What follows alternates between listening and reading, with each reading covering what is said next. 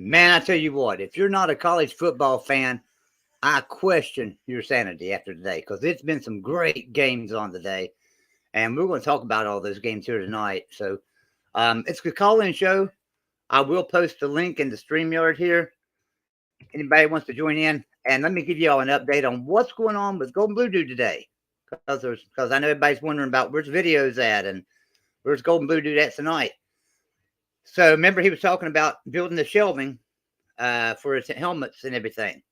Well, he's been building that today, him and his dad, and they had to go run and do some stuff and things. So he messaged me and said, I'm running out of time. You want to do a live show? So I decided, sure, let's do it. So I'm hopping on here for Golden Blue Dude tonight. We'll do a little live show, call-in show. Anybody wants to join us? And I have a guest with me tonight. A lot of you may know him, and some of you may not, because he's been on the channel here before, I believe. Maybe not, but he's on Mark Rogers quite a bit. Mountaineer Paul, how you doing, man? What's going on? Doing really good, man. Been watching college football since noon today.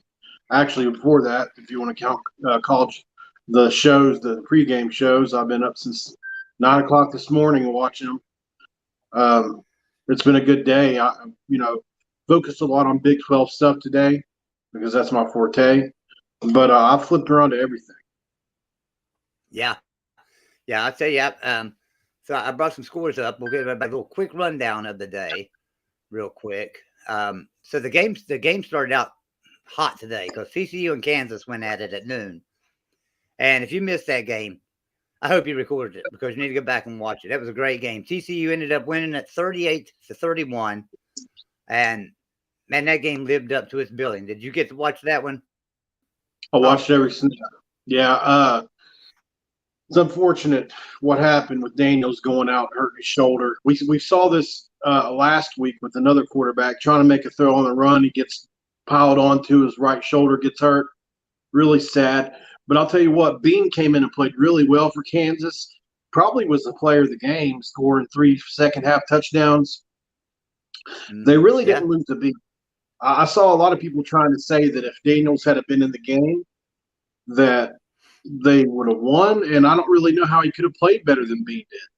I mean, that kid really stepped right in. He did. And really played well. I think what it says I was worried. I'm sorry, go ahead. Oh, I was just going to say, I think what it told us is TCU and Kansas are both good football teams.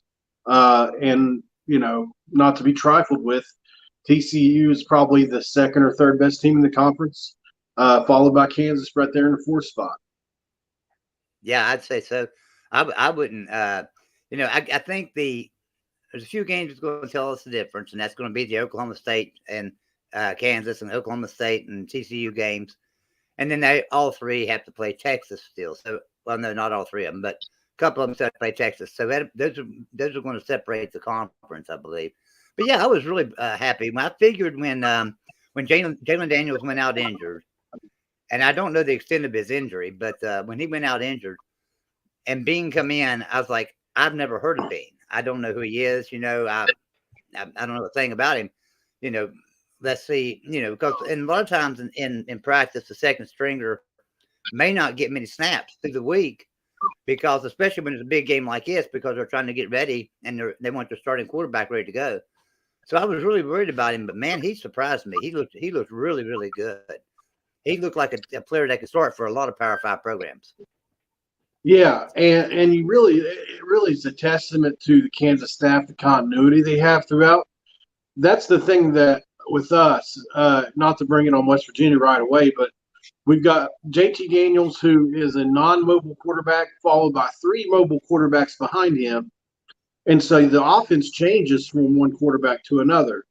And at Kansas, they have at least first and second string 2 quarterbacks with the same style of player, which is really important when you're recruiting or getting transfers in. You want to try to keep that continuity in the style of player you have at the quarterback spot. It's very important. So I want to remind the chat, be sure and hit the like button. If you're not subscribed, subscribe to us here at Golden Blue Dude. And remind everybody one more time, Golden Blue Dude working on his backdrop with all the mini helmets and everything. So his office is like tore apart. He may join us if he gets back in time. Him and his father have been working on that, and they had to run out and do some stuff. So he may join us, and that might be him texting me now because somebody's texting me. But let's see who we got here. Let me see. I got a text message from somebody. So okay. So we got a couple of callers coming in here right now. So let me bring in. Let's see. We got Robert with us. What's going on, Robert? How you doing, man? Not much. Just chilling, relaxing. Interesting day of football, I can say. Pretty much, except for some of the games that were curb stompings, but that's it. The only bad stuff. You couldn't be talking about the LSU Tennessee game. Not just the couldn't be talking about Tennessee. LSU Tennessee. That was not. If I remember right, that was a curb stomping. That one was definitely a curb stomping. Somebody made a reference one time on the show. They said that somebody took somebody behind the woodshed, beat the hell out of them, built a new woodshed, and took them behind that too. That's what Tennessee did to LSU today. Yeah, it seems like LSU is becoming the jobber of all the SEC teams now. They were a jobber to Florida State. Now it's time for them to job for the rest of the SEC. We got you might want to educate the non-wrestling fans on what jobbing is. Yeah, we got a couple more in the back room. Let me bring them in. Let me bring these others in. We got a couple more what a jobber is. We have One Scoop John. What's going on, John? Joey. Glad I could finally make one of these.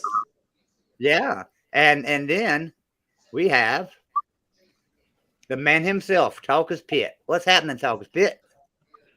Oh, well, feel a lot better today. Was a little worried the first half, and then, second half, we beat the shit out of Virginia Tech like we should have done in the first half. Yeah. I was worried about you too. I didn't know what was going on. I was watching the first half of that game, and I missed the whole second half. But Pat Narduzzi is so closed-minded when it comes to informing the public about injuries that I had no idea we were down 12 starters. Yeah, that's a lot of starters. And I'm like, we're getting hit with this injury bug, and I'm not used to it. I don't know what to make of it.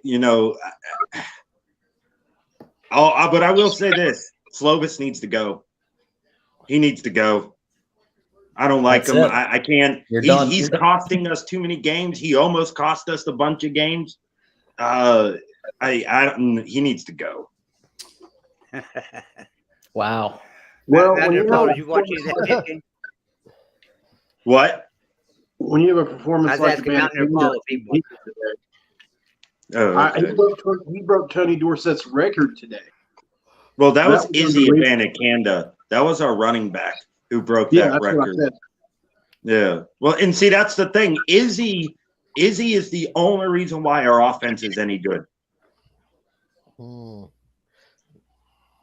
330 yards and 6 touchdowns. Yeah. Sounds like Pitt suffers the problem that Florida State doesn't suffer from. Yeah. They don't want to use their running backs. That's the only bad thing with Florida State. They have 3 good running backs, and they want to air it out. It's like, no, why don't you use those 3 monsters you have? You have a 3-headed monster there. Use them. Yeah. That's what we're using because our receivers can't catch. Our receivers cannot catch the ball, so we have to rely on our running backs. Yeah, I bet you Pitt wish they had the 3 running backs that Florida State has, because that would work them very well. Oh, well, we have good running backs. Real quick. So some score updates. South Carolina's up on Kentucky 1 minute to go in the first quarter. They're up 7-0 over Kentucky. Clemson's up over Boston College, 3-0, 6 minutes to go in the first quarter. Kansas State's up 7-3 over Iowa State, 4 minutes to go. USC's over what is beating Washington State, for 10-0 with 3 minutes to go. And then we're waiting on Oregon, Arizona State to start. And BYU is beating Notre Dame. I bet Will's real happy. BYU's beating Notre Dame 6-3 right now with a minute. Yeah, nothing but field goals, it seems like. Yeah. And then the holy war is a field goal war, I guess. This game became final. Arizona State has upset Washington 45-38. That's 2 weeks in a row. That was a shocker when I saw that score. That was a big time shocker. I was like, whoa. Arizona State, they fired their coach and they actually won a game. Wow. Wisconsin too. I mean, do y'all see the Texas game? The Texas game I did not expect. No. No, that was like curb stomping for Oklahoma. That was I thought they'd win. But I didn't think it was going to be a curb stomp. Yeah. Well, it just goes to show how much of a different team Oklahoma is without Dylan Gabriel quarterback. Right. If he plays quarterback, I promise you there's no goose egg on the board today.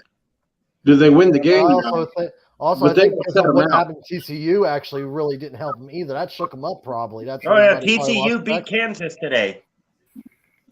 Yeah, it's true. It was close, but they got it.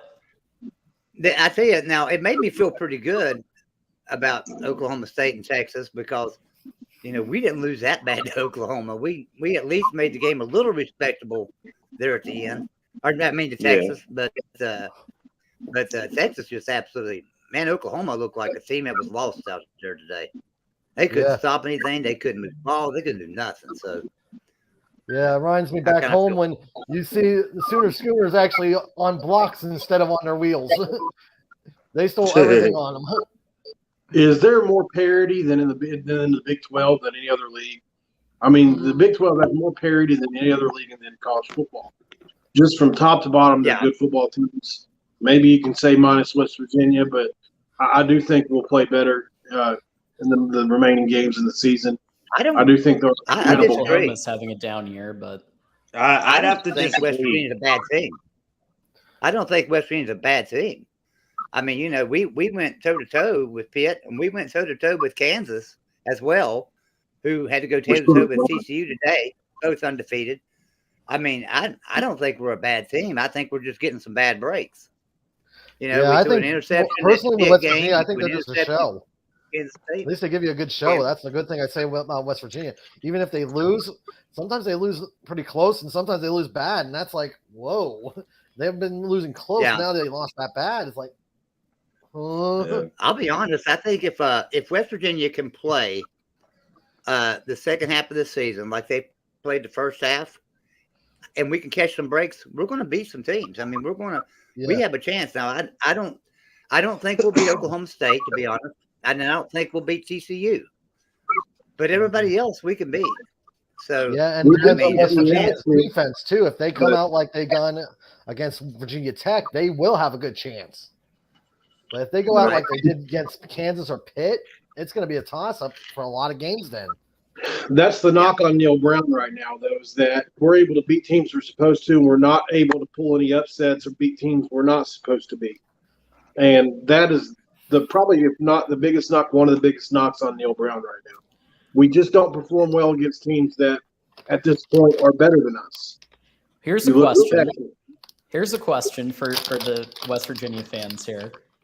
What if Jimbo Fisher loses this game, loses a couple more, and he's available on the open market for West Virginia? Nope. Would you consider? Don't do it. Don't do it. I think Shane Lyons would consider it. Absolutely. I would say don't do it. I'm national a Florida State title fan. coach. Don't do it. Don't do it. Don't do it. You'd be better off hiring Coach Klein. Now I tell you, I'm not. I don't think Neil Brown should be fired. I think we'll turn the season around, second half of the season. So, like I said, it's just been crazy plays that's cost us 2 games, right? An interception in the Pitt game, an interception in the Kansas game, and both of them in overtime. Those are crazy plays that don't normally happen. We had a chance to win both those games. I think we'll turn around the second half of the season. Let me ask you a question, John. Yeah. How much was you sweating it out? How much was you sweating it out today, first half of that game between Michigan and Indiana? A lot. That was rough. And I mean, Mike Hart going down was awful. Right? Yeah, that was terrible.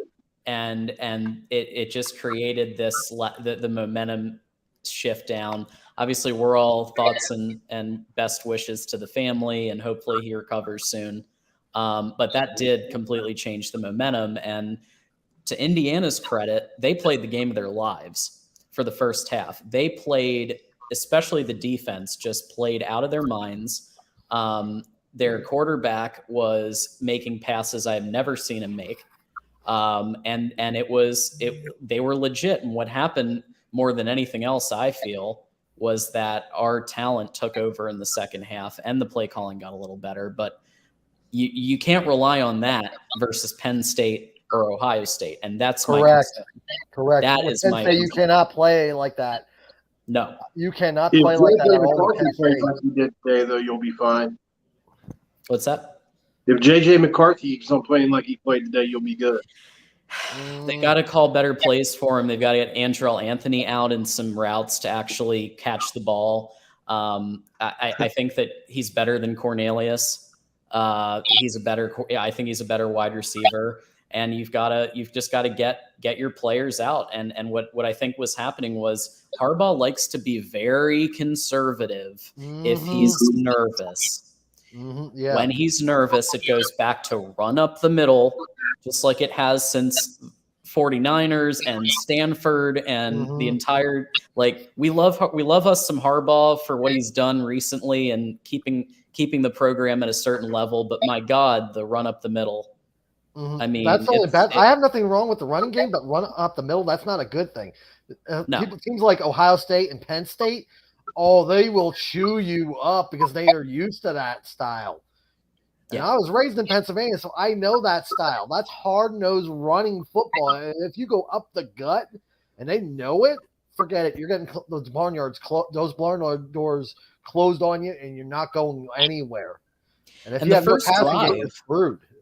The first drive actually was all passes until the Blake Corum 51-yard run. It was all passes. And then all of a sudden, when we started facing a little adversity, run up the middle, run up the middle, run up the middle. Still, though, for a redshirt freshman, right? He's a redshirt freshman?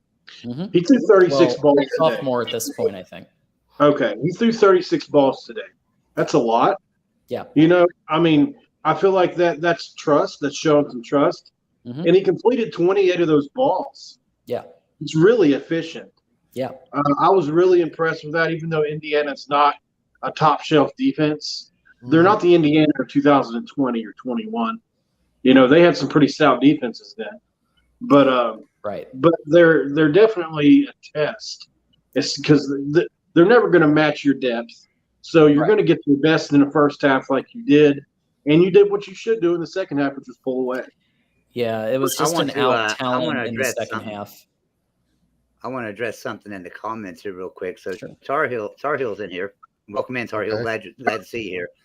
And he's thinking that North Carolina should be ranked after beating Miami today, 27-24. But let me point out that you couldn't. Then you was beating them, and then in the second quarter they scored 17 unanswered points in the second quarter.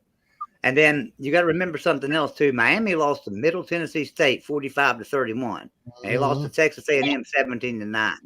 If you can only barely beat a team that bad, you're not going to be ranked. Did you see Middle Tennessee State score today? What? No. Did you see their score today? They got absolutely destroyed by UAB. 41-12. Yeah, UAB. So Miami's not a good team. Yeah, Miami's not a good team and not a good enough team for UNC to hang their hat on and say, "Look what we did." So I just don't think that's a good win. To be honest, that's unreal. Yeah, losing to Middle Tennessee, dirty score. That's Gaddis. So Josh Gaddis, as we know, is the OC for Miami. He used to be the OC for Michigan. And then he argued with a bunch of Michigan players or Michigan fans on Twitter about who called the plays when. And he's had this thing about that. And I think he's spending more time arguing with fans on Twitter than he is actually drawing up decent game plans, because the game plan against Middle Tennessee and against A&M both were rough. The wide receivers, which is supposed to be his area of expertise, they're undisciplined. They're not running the routes properly. They're running out of bounds when they're not supposed to.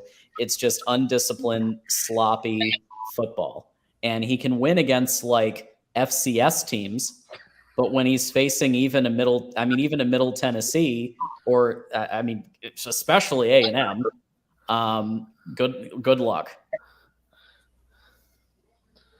Now, I'm gonna go into this real quick, because there was a surprise to me today that I was not expecting at all, because a lot of people were asking me what I thought about the Utah-UCLA game.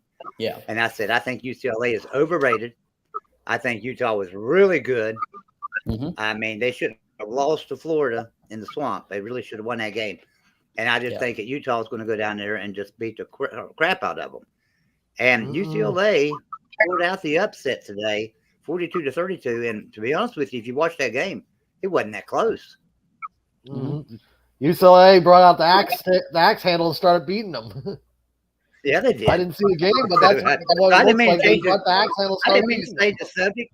Well, no, but when Chip Kelly has a good quarterback, when Chip Kelly had, and we've seen this with Mariota, or was it Mariota, or was Mariota the other guy? Anyway, you've seen this before with Chip Kelly. When you've got the quarterback working, then that's most of his offense is relying on the quarterback making the right decision, which is, you could argue that with any offense, but I think especially you need a solid running back to run his scheme, which they have with Charbonnet. So, I was surprised that I had Utah winning by 3.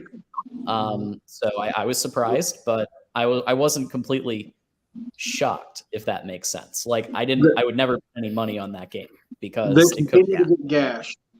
Utah does. The running defense is bottom 100 in the country, which is surprising. They're supposed to be such a physical team. Yeah, when a running defense is that bad, never good. Right. You can run at will on that type of defense, and I'm a defensive-minded guy, and if your defense is that bad, you're better off just throwing up the white flag and surrender. Joey, can we look over North Carolina's schedule really quick based off that comment? Yeah. So App State scores 61 on them, but they win the game. They beat Georgia State by 7. They beat Notre Dame by 13. Virginia Tech, they beat them by 31. They beat Miami by 3. They play Duke next. They just haven't played anybody. That's just my opinion. Yeah, in my case, I'm like, Florida State, why is Florida State ranked now? That's the reason. They beat LSU, and LSU's in the top 25. It's like, they just lost. It's like, come on. Why are you pimp slapping Florida State when actually you have LSU ranked? They might have one of the easiest schedules in the country, man. They've got Duke, Pittsburgh, Virginia, Georgia Tech coming up. Duke, Virginia, and Georgia Tech. And then you've got Wake Forest and North Carolina State. Probably be their 2 losses. Mm-hmm. Here's what got me about North Carolina earlier in the season, and that was when they let App State score, 43 points in the fourth quarter or something like that. It was ridiculous. Oh, wow. It was crazy. So, I can't go with the Tar Heels right now. I could put them 25th. They're 5-1. Maybe I could put them 24th, 25th. Right. I couldn't. They are 5-1. Top 20 at all. Yeah. Alabama's defense is just firing. Wow. Oh yeah. Big sack. I think on that game here real quick. What's the update on that game there, John? Well, it's 0-0. And And so A&M stopped Bama's last offensive attempt, and now A&M is trying. It just seems like a very defensive game. Sacks and stops, and there's another stop. They're going to be punting again. Yeah, big question about the Alabama game. Are they using their starting quarterback, or is that injury from last week? No, he's out. Bryce Young's out. He's okay. out. Yeah. That was my question about the Alabama game is if he's out, this could get interesting very quick. Yeah. Their backup is dual threat, but there's about 50 YouTube channels that are all live right now. So we have a lot of people following all these games. But I'll give a score update here real quick again. Still 7-0 South Carolina over Kentucky. 3-0 Clemson over Boston College. End of the first quarter. Kansas State's leading Iowa State 7-6. Just started the second quarter. Florida State and NC State are in the first quarter. No score yet. USC 10, Washington State 7. Just started second quarter. Notre Dame 10, BYU 6. Just started second. Well, 12 minutes to go in the second quarter. There you go, Will. Wherever he is. That's an update. Yeah, Will's Notre Dame's looking okay there. Now that's at home, so I figured Notre Dame may win that game. They've got the talent to beat just about anybody on any given day. Yeah. They just don't have a quarterback. Yeah. We'll go over here and look. Let me go over and find some chats here. Let's see if anybody's asking some questions over in the chat. Hey, I'll tell you, if you want to ask a question in chat, the best way to do it is with a super chat because it's hard to keep up with the chat, and super chats kind of stand out. I don't, even if it's $1, even if it's 99 cents, then I'll know to look at your next chat to see the comment. If you want to make a long comment or something and you don't have the money to send a super chat, send something for 99 cents and I'll look at your next comment then. That way we'll know. Try to help you out a little bit. Let's see. Tar Hill says, that's my point. If LSU and Texas A&M lingers, UNC deserves a low ranking right now. So LSU and Texas A&M lingers. North Carolina would be in the same spot as Florida State on that because they beat LSU. So it makes it very interesting on those low rankings when you have teams that like the likes of North Carolina and also Florida State. And TND says that the ACC is a glorified Group of 5 conference, and only Clemson deserves to be ranked. Yikes! Come on! Did the guy even see Florida State how they've been playing? Yeah, Florida Wake Forest is pretty good. Wake Forest is pretty good, damn good too. Syracuse is pretty good. State's pretty good. Oh yeah. I've got my upset lock of the week. My 5-0 lock of the week this week is Florida State to beat NC State. That I hope that's my upset lock of the week. That's why I want Florida State to beat NC State to help them because NC State, if they beat NC State, that helps them big time. And I said the other day, I said if Michigan, John, you'll like this. I said if Michigan plays like they did last week, Indiana will upset them. In the first half of that game, Michigan played like they did last week. Oh, yeah. Maybe worse. But Michigan should be sweating next week. I just saw next week's game. I'm like, this is not going to be pretty at all. Yeah. And if I remember right, that's in the big house, so at least you have a little bit of an advantage at home. Well, Penn State, we usually beat Penn State at the big house, but here's what needs to happen. I think they need to just pick an OC and be done with it. Like, I'm tired of this. It's offensive coordinating by committee. And you've got, not only do you have Weiss and Sharon Moore, but Harbaugh chimes in too. And I think you just need to go with one vision, one offense, and let it go. And that's what Joel Klatt was saying a few weeks ago. Calls the plays? See, that's the thing. It's the by committee thing. Situational. So in the red zone, everybody chimes in. Everybody chimes in on the headsets, and then Harbaugh, I guess, if he can veto. But it's just it's not clear. That's going to be bad against Penn State because that defense is stingy. Yeah. Penn State, I've seen Penn State. Better. I'm not disagreeing with you, but just thinking about it, you think that would be better. What better way to do it? Yeah, but it's not going to work. It's not going to work out in this case. Water, because there is a feel to it. You get in the zone, right? When you're calling plays, you get in the zone. Yeah, the rhythm. I'll tell you what what people think is happening this year, Joey, is that from 20 to 20, Graham Harrell calls the plays when we get in the red zone, that people think Neil Brown takes over. Yeah, it's just not necessarily the case though. Yeah, I don't know that to be factual. Yeah, but I see people bring it up all the time. I want to say, Matt T. Zipper, y'all kicked their ass. I will say that you kicked Oklahoma's ass. So congratulations on that. That was a great win. I like that. And J.K. Marshall has a question for you. I think once good, John. Looks like you're looking at the ceiling. Yeah, so I talked to him on chat, but basically, so the webcam is on the top of my laptop, and then I have two TVs going right now. I have my main TV watching Bama A&M, and then on the side here USC, the USC game. So it does kind of look like I'm on the ceiling, but no. Yeah, in my case, I can't keep track of the game, so I have to keep a track on my phone. I'm watching all the scores, so I'm like, that's all I can have because I don't have a TV at home.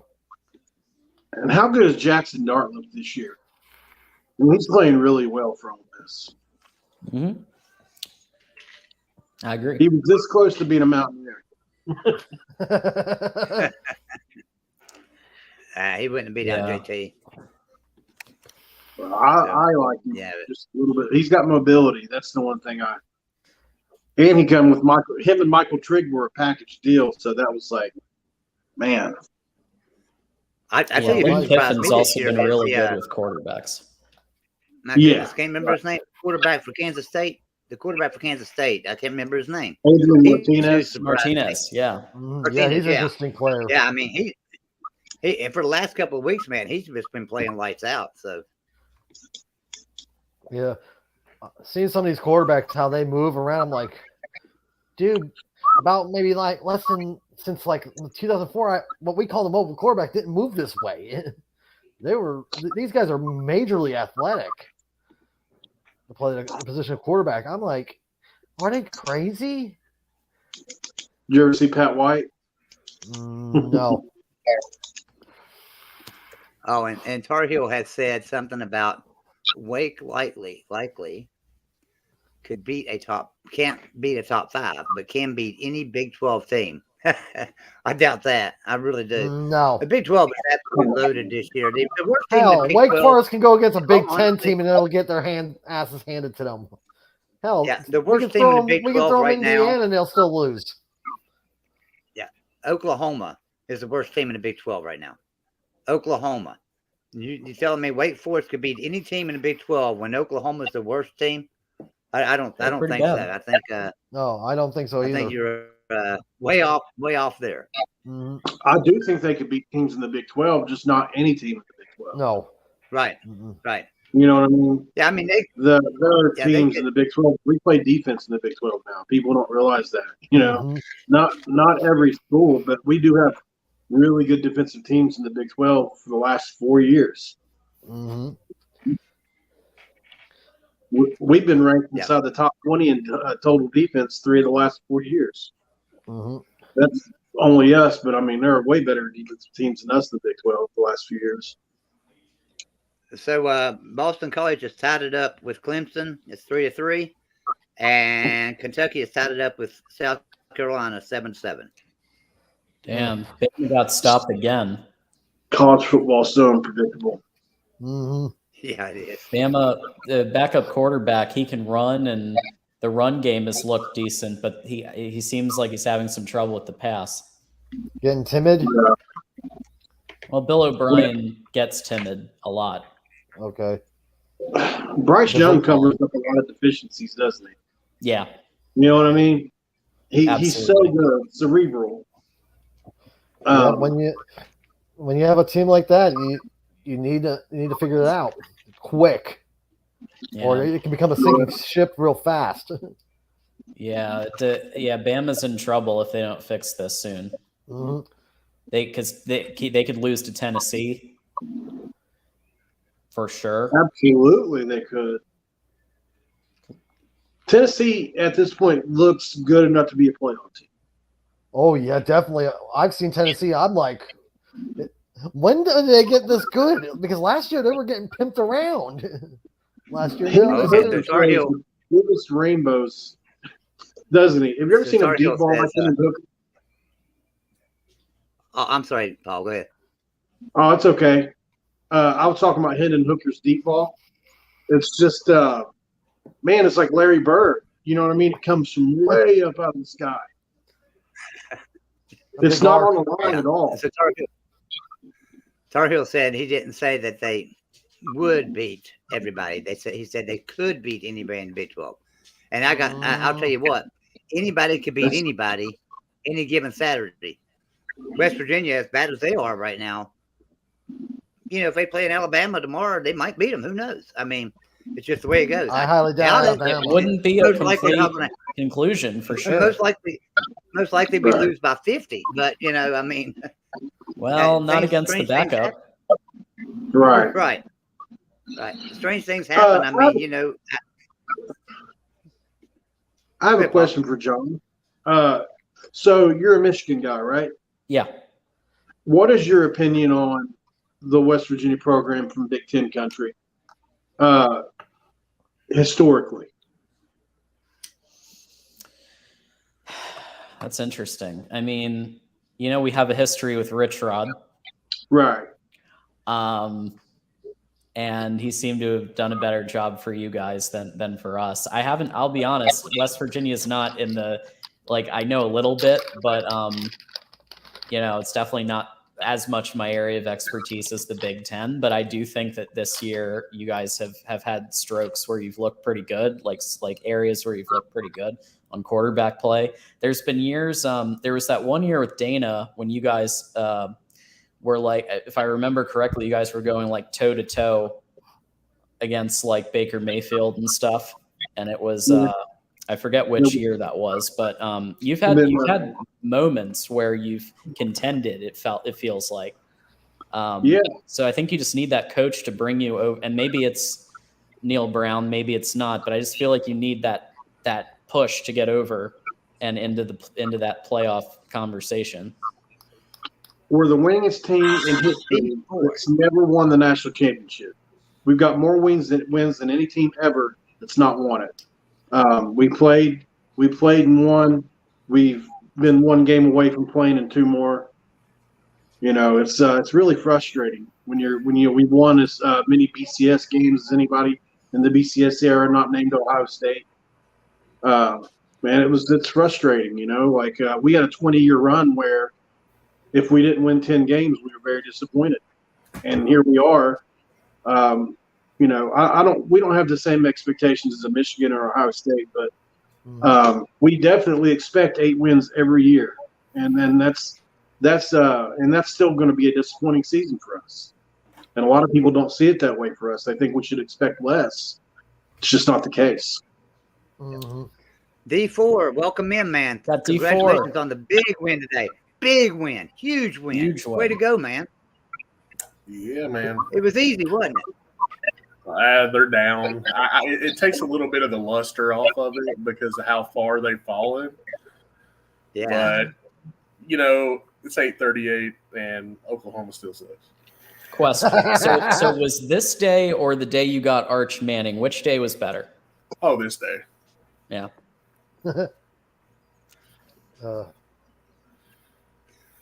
Yeah, I'm surprised you didn't ask me that question because I was raised in Pennsylvania. I think West Virginia would be, if they would ever get a chance in the Big Ten. I think they would be a perfect fit for West Virginia, personally. Yeah. Because was that the question? Do I think they'd fit in the Big Ten? No, I was just curious on your outlook on them historically. Okay. That's what I think historically. I think it would be almost equivalent to the Big Ten teams, especially their history. Yeah, I think 100%. It reminds me, West Virginia reminds me of Penn State on that.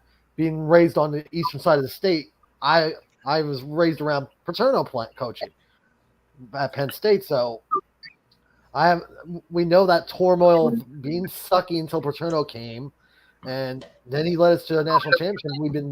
We were a decent team for years to come. A quick shout out to J.K. Marshall, Wet Blanket, and WVU Mountaineer Lair with Kenny. Those are true fans of college football because they actually congratulated a Longhorn on a victory, and you guys too. Yeah. Congratulations, man. That was a Yeah, the big question is, was that Texas game in Austin or was that somewhere at a neutral site? It's always neutral site in Dallas at the World's Fair. Okay, I was curious about that because one reason I'm like, it's kind of quiet here today. I live in Austin, so I'm like, it's very quiet. Not Riley, but the stores were crazy. For Bama here. I know if Quinn Ewers was under center, it was going to be a long day for the Sooners. That kid's the truth.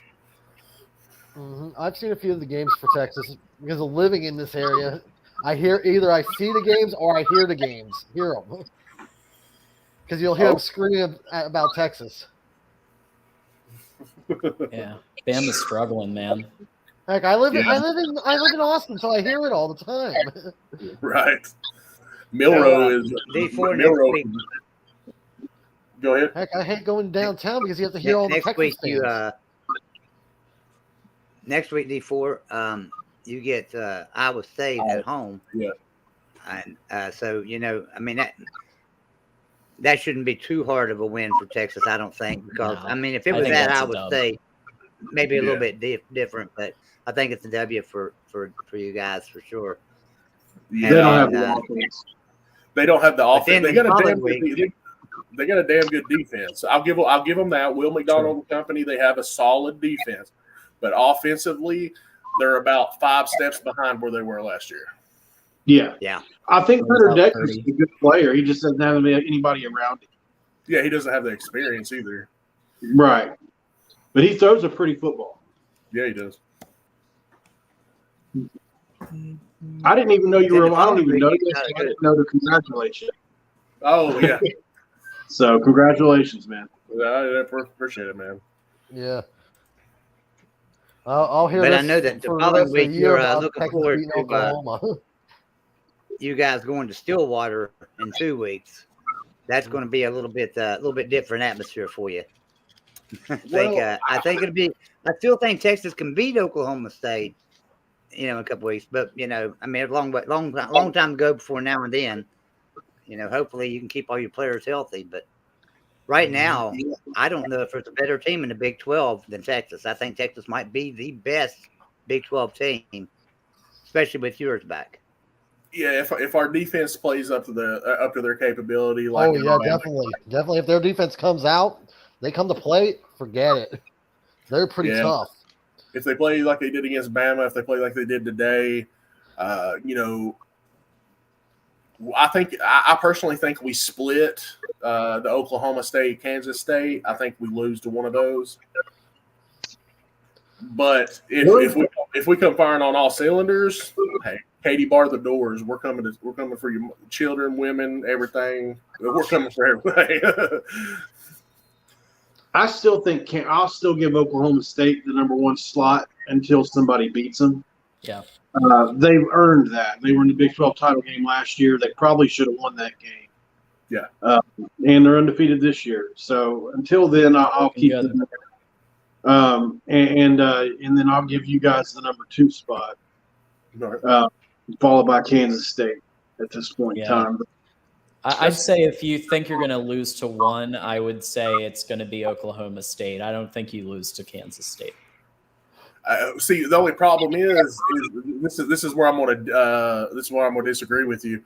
We struggle more with running quarterbacks, and Spencer Sanders is not a quote unquote running quarterback, but Adrian Martinez is. Yeah, that's true. Yeah, but man, your D-line is playing out of their minds. Yeah. So if you make Adrian Martinez pass the ball, he's a disaster waiting to happen. Yeah, he's proven that. Quick score update here. Quick score update. South Carolina 7, UK 7, 2 minutes to go in the half. Clemson 3, BC 10. Clemson 3, BC 3, with 9 minutes to go in the second quarter. Kansas State 7, Iowa State 6, with 4 minutes to go in a half. NC State has scored on Florida State. It's 3-0 with 2 minutes in the first quarter. Washington State has scored and beaten USC 14-10 just starting the second quarter. Notre Dame 12, BYU 6 with 3 minutes to go and a half. And A&M and Bama are still scoreless. Yep. That might be a scoreless field possession. Wow. Old school Big Ten field position punt battle right now. I remember those days. Back when I was in Pennsylvania, I've seen those type of battles. They were funny. That's what's happening. I think Josh Pate said it best on the Late Kick host, talking about Jimbo Fisher. He said he runs an outdated offense. It's literally 2014 was the last year that it was considered to be this offense that is what's the word I'm looking for when something's like modern. Anyway, innovative offense. Yeah. It's the last time that it was considered to be an innovative offense in 2014. Just that who happens to be they won the national title that year. So, well, if you watch Fisher and his plays, and you watch O'Brien and his plays, it's almost like watching. They feel very similar. Yeah, from what I've it's from like the bit a I've West seen Coast here. with it's like a West Coast with some spread offensive tendencies in it. It's really strange. And unless you have a transcendent quarterback like a Johnny Manziel, you're not going to make a ton of plays in an offense like that. Or even Jameis Winston. That was what I was about to say. Jameis Winston, yeah. Yeah, but he really didn't pan out real well in the NFL. Even a Kellen Mond, was really dynamic guy. Yeah. I want to give a shout out to the chat and say you guys are great. I appreciate you guys being here. And Tar Heel, if you're still here, I would love to have you come in the stream and stuff. I'd like to just meet you. Come on in, Tar Heel. I put the StreamYard link in the chat there, and come in. Heck, in the off season, a lot of people don't know this, but Tar Heel and I, we went at each other in comment sections of Golden Booty's videos and Kuz's Corner videos and other videos around. Oh, did I with Tar Heel? We went at each other. Oh yeah, me too. When I put my comments in the comment section, me and him would go back and forth. It's like a chess match. So I would love for you to come in. And I'll tell you what, Tar Heel, you don't have to be on camera. You'll have to show me yourself in the back room, just to show me that you're a real person and that you're not a troll. Because somebody could always troll you and act like they're you. So just come in and show me your video, and then I'll let you know before I bring you in, so you can turn it back off if you want to. But come on in with us. Yeah, love to have you. So I've got the game on. I've got the Iowa State, Kansas State game on, but it's behind me. We're working on my office, and my TV is still behind me, so I'm having to look back like this. But this game's defensive struggle too. It's 7-6, second quarter, 2 minutes to go. So a lot of defensive struggle, not defensive struggle. In the first half, in the Big 12 this week, except for the Texas OU game, it's been a defensive struggle. Texas didn't struggle any, but no. But if you think about it, all the games today have been kind of defensive struggles in the first half. So. D4, are you still there? Oh, he's gone. No, go ahead. I was just curious what you think about this Thursday's game, West Virginia and Baylor. West Virginia and Baylor, man. Baylor ain't never won in Morgantown, like Joey likes to remind me. Yeah. I don't think Baylor is what they were last year, man. They definitely have a shot. West Virginia does. If they get their act together on defense and receivers can catch the ball, I think West Virginia can be a dangerous team. Mm-hmm. But they have to put together 4 quarters of football. We just played bad against you guys. I really do believe that. We didn't. We're not as. We didn't represent ourselves like I feel like we could have. And our defensive line took your run game away. Yeah, and that hasn't happened to us yet this year. Zach Frazier. Up until that game, we had the second highest win rate among centers in the country, And I seen DeAndre Coburn absolutely manhandle that guy. Yeah. Well, I mean, big size difference. When Donaldson went down, when C.J. Donaldson went down, I was really, I was concerned for him first, and things. But then after they got him off the field and everything, and went back to playing football, I knew that we didn't have a chance in the run game. C.J. Donaldson is a beast. He's just really good. He's a huge guy, and I think Texas would have struggled tackling him, but it is what it is. He got hurt. I'm not saying we would have won. I know people love their teams. I know people love their players. But when CJ was in there, he wasn't doing much at all because of that defensive line. You got to give credit where credit's due. I know. I agree with you 100%. I agree with you 100%. But I don't think y'all would have stopped him all day. I think he would have eventually found his rhythm and broke free a few times. But who knows? But I knew, what's his status? He was averaging 7.5 yards a carry coming in the game.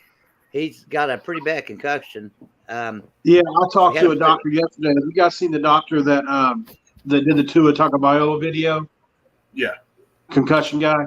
So I reached out to him through his email address he has in his contacts on his channel, and he didn't have time to do a video with me, but on my show. But he came on and talked to me on the phone for a little bit.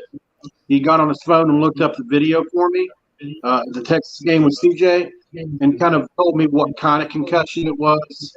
He said there was probably some brainstem involved with it. It's going to be a longer term recovery, and because of the Tua situation, all athletic departments around the country are on pins and needles with concussion and concussion protocol. Mm-hmm. So players are going to be in concussion protocol for a longer amount of time because of what happened to Tua. Yep. I'm dealing with that with my son right now. My son got a concussion not this past Friday, but the Friday before, and they're it's a lot longer than normal because they're waiting on the side of caution, and he's a freshman in high school, so yeah, they're very quick score update. He can run. Notre Dame 18, BYU 6. Notre Dame's got it going on. Oh, well, they're finally waking up for once. Yeah. Yeah, and probably they're hearing my wife cursing them. That's probably the reason. Oh, wow. Every time Notre Dame is losing, she's cursing them. She curses them up a storm. I remember every time we would watch a Notre Dame game, she would curse the living daylights out of them if they're not playing right. I'm the one. I had to be the one who have to corral her back down. I'm like, man, I feel like a bull rider trying to corral this thing. But not a bull rider, but a rodeo clown trying to corral her. I'm like, shit. Wet blanket. Who was the injuries for the state? Do you know? And do you know the extent of any of those injuries?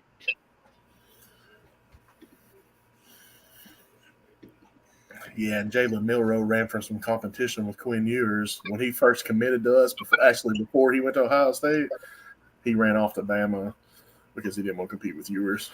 So he'd rather go to Bama. Yeah. So meat grinder. Let's say Quinn Ewers decides to stay 3 years. Do you think Arch Mannion's going to stick around and not transfer for that long? Yeah, if that plan wasn't in place, I guarantee there is a transition plan in place, ironclad on, because Quinn doesn't have to stay 3 years. He can stay 2 and go because he's already had his redshirt year. So he can come out as a redshirt sophomore. So I guarantee you that's already been talked about, and I guarantee you there's a plan in place for transitioning and everything like that.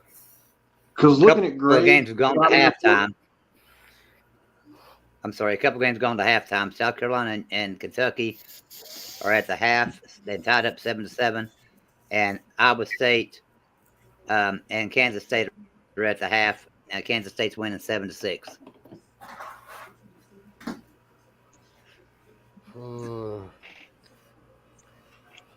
Damn. Well, Bama might score some points soon.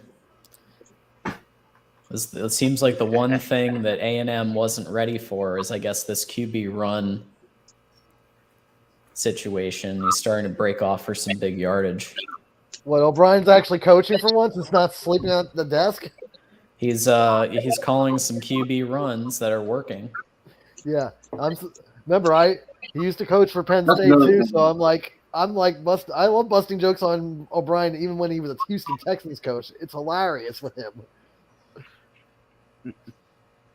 Yeah, I definitely great on trades. He can really trade them. Yeah, pretty badly. And how did he market value for him? Does anybody know how he recruited at Penn State when he was there? Really, I know he really looked into it as a head coach at Penn State, but he was only there for 2 years. Folks, let me tell you. Let me introduce somebody. We got a big guest coming in here, and his team is winning right now. Will. Boys, what's up? Notre Dame. Oh, Notre here comes Dame the happy face. What's up, guys? Notre Dame getting it done. Yes, this is the most complete game of the year so far. I'm really enjoying this. Would have liked to get that 2-point conversion, but I can't complain too much. Good for you, man. Good for you. I'm currently streaming while I'm also doing a stream. That's great. There's a little bit of inception going on. Well, how did the Will stream? Hey, Will, you're a mod. Put your link in our chat there. All right. I feel like I'm slipping into a stream within a stream. Yeah. You might have heard that Tool song. Mm-hmm. I'm not comfortable here anymore. Oh, yeah, he's got a Michigan guy on one side, a Notre Dame guy on the other. Oh, boy. Yeah. Yeah. And a Mountaineer on top of him. Touchdown. I'm surrounded by bright colors. Oh, my God. Alabama finally scores. The Notre Dame guys. Alabama scored. I'm sure Jeff likes that. Yeah, Tide guy. Yeah.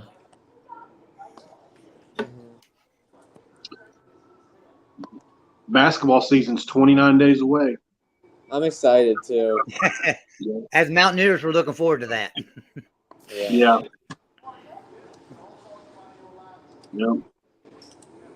Yeah, the school that I go to right now, we only have a basketball team, so. Where you go? VCU. Oh, okay. The Rams, yeah. Really Commonwealth. Yeah. Wow. Great basketball tradition there. Yeah. Hey, guys, in the chat. This year. In the chat there, we'll put his I'm sorry, we'll put his link in the chat there, guys. Go over there and give him a thumbs up and stuff there, will you? I would appreciate that. Thanks, Joey. Going. Yeah. Yeah, follow, subscribe to Will. He does college and NFL. Yeah. I do some NFL streams, guy. but mostly college football talk on them. If you guys get time, I'm going to go subscribe to you right now, Will. Thanks so much, Paul. My name is Mountaineer Paul Talks Football. I don't have a big YouTube, right now, buddy. But give me a subscribe if you guys don't mind.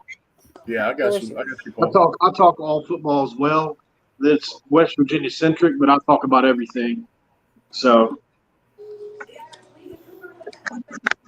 I need to mod you up in here, Mountaineer Paul, so you can post your link.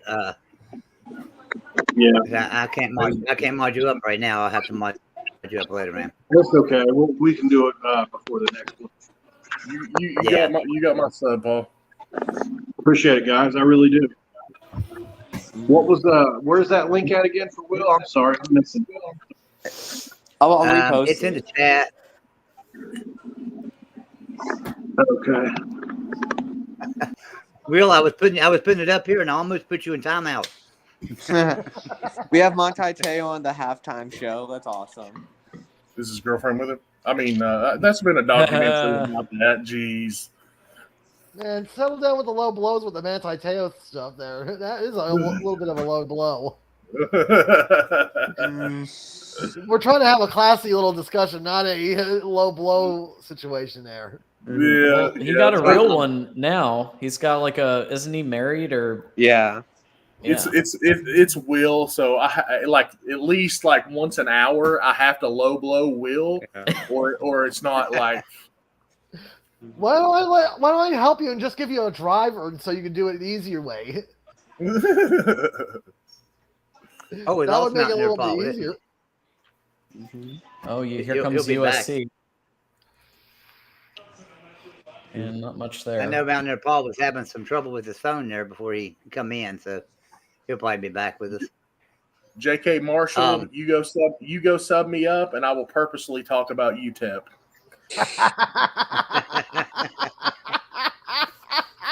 Oh God, that would be funny. UTEP. Now, I'm trying to figure out. If you're going to talk about UTEP, then you have to talk about UTSA then. Mm-hmm.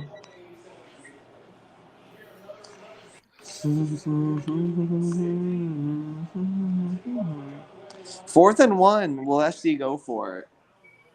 Oh boy. So UTEP is getting their butt stomped right now by Louisiana Tech, 30-10. There, I talked about them. All right. And they beat Charlotte last week, 41-35. And they beat Boise State 27-10. Of course, Boise State's down this year. Mm-hmm. Thanks. New Mexico beat the crap out of you. Paul just subscribed to me. Thanks so much, Paul, if you're still on the stream. Here's all anybody needs to know about UTEP. They lost to Oklahoma 45-13. Yeah. They gave up points to Oklahoma. I don't understand that logic. I can't relate. Yeah, a little fact about UTEP. It's an affiliate of the University of Texas. A&M first 4 possessions. Punt. That sounds about right. Let's see what they do here. The battle of the dueling punters. Well, Bama did score, so there's been one score. Yeah, but that could only end up going. Be right back, guys. I got to get some ice. Krista in the comments, can Tennessee beat Bama? Oof. If people mess around with Tennessee can beat a lot of people. Yeah. If Bama doesn't get Young back soon, I think it's very possible. Yeah. Washington State's looking good. They are. Washington State is using voodoo. What are you talking about? But USC is getting close here. Yeah, but it's third and long now. I'm a fighting Mormon tonight. Oh man, that's a good one. A fighting Mormon. Florida State's down the 14-yard line, getting ready to score. Touchdown, Florida State. Whoa. Touchdown, Florida State. Oh snap! Ooh, yeah, Bama's defense is keeping them in this. Yeah, I think that's a first and goal for SC. Ooh, flag on the play though. Could be coming back. Let's see. Probably going back. It's Pac-10 referees. It's probably going back. Yeah. Wouldn't that be crazy? Tennessee beats Bama. Tennessee beats Georgia. Runs the table, and that's your SEC representative for the playoffs. My gosh. Talk about shit bricks. Listen, I live literally 45 minutes from Knoxville. Okay. Oh damn.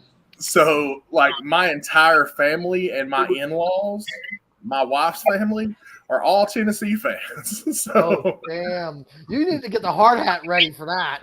If that happens, you'll have to get ready for that.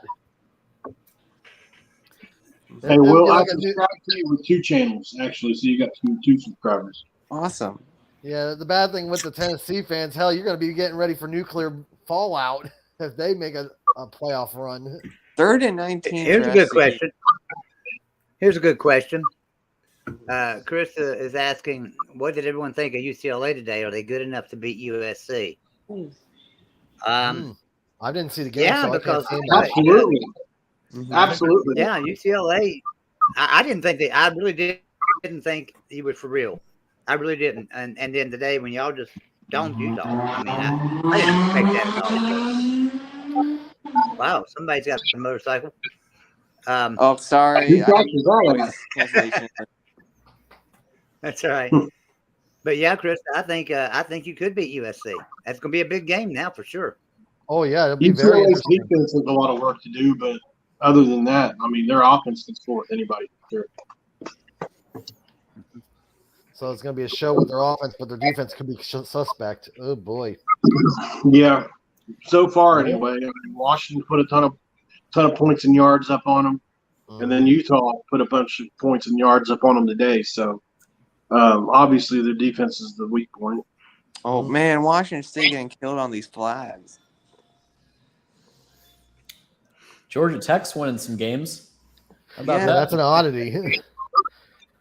Hey, Sometimes there's a comment while y'all talking about with Tennessee and Bama. He says if they beat Bama, you'll hear Rocky Top from space. Yeah, I'll probably hear him in here all the way here in Texas. Hey, Manimal Matt, I was there in 2000 and I want to say 10, somewhere in there, maybe a little earlier, maybe 7. Marshall played Tennessee. Casey Clausen at quarterback. I remember that game. I was there at Knoxville for that. 115,000 people in the stadium. That's a loud place. Yeah. Oh my God, what an environment they have there. Did Marshall beat them. They lost on the last second field goal. Wait, Marshall won? No, Tennessee won.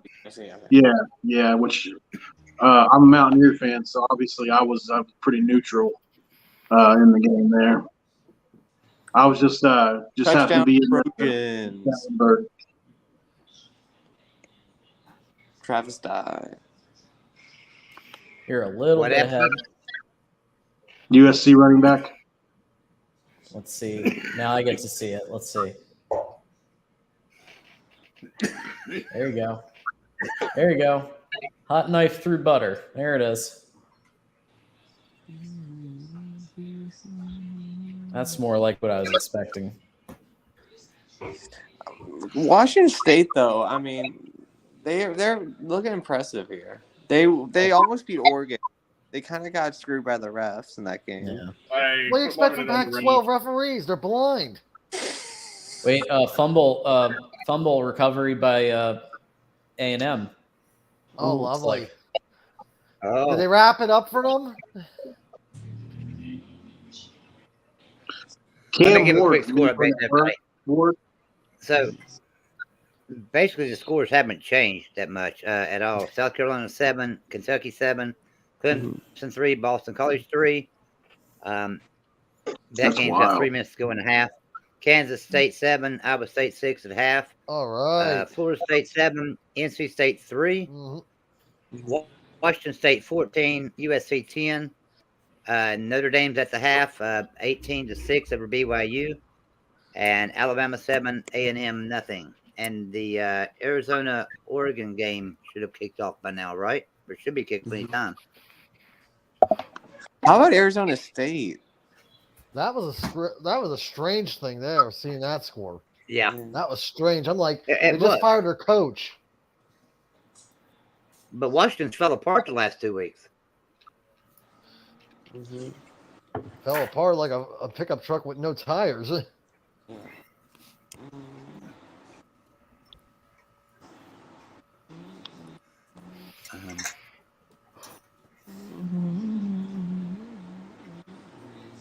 Everything's at commercial or halftime. I'm trying to find a game here.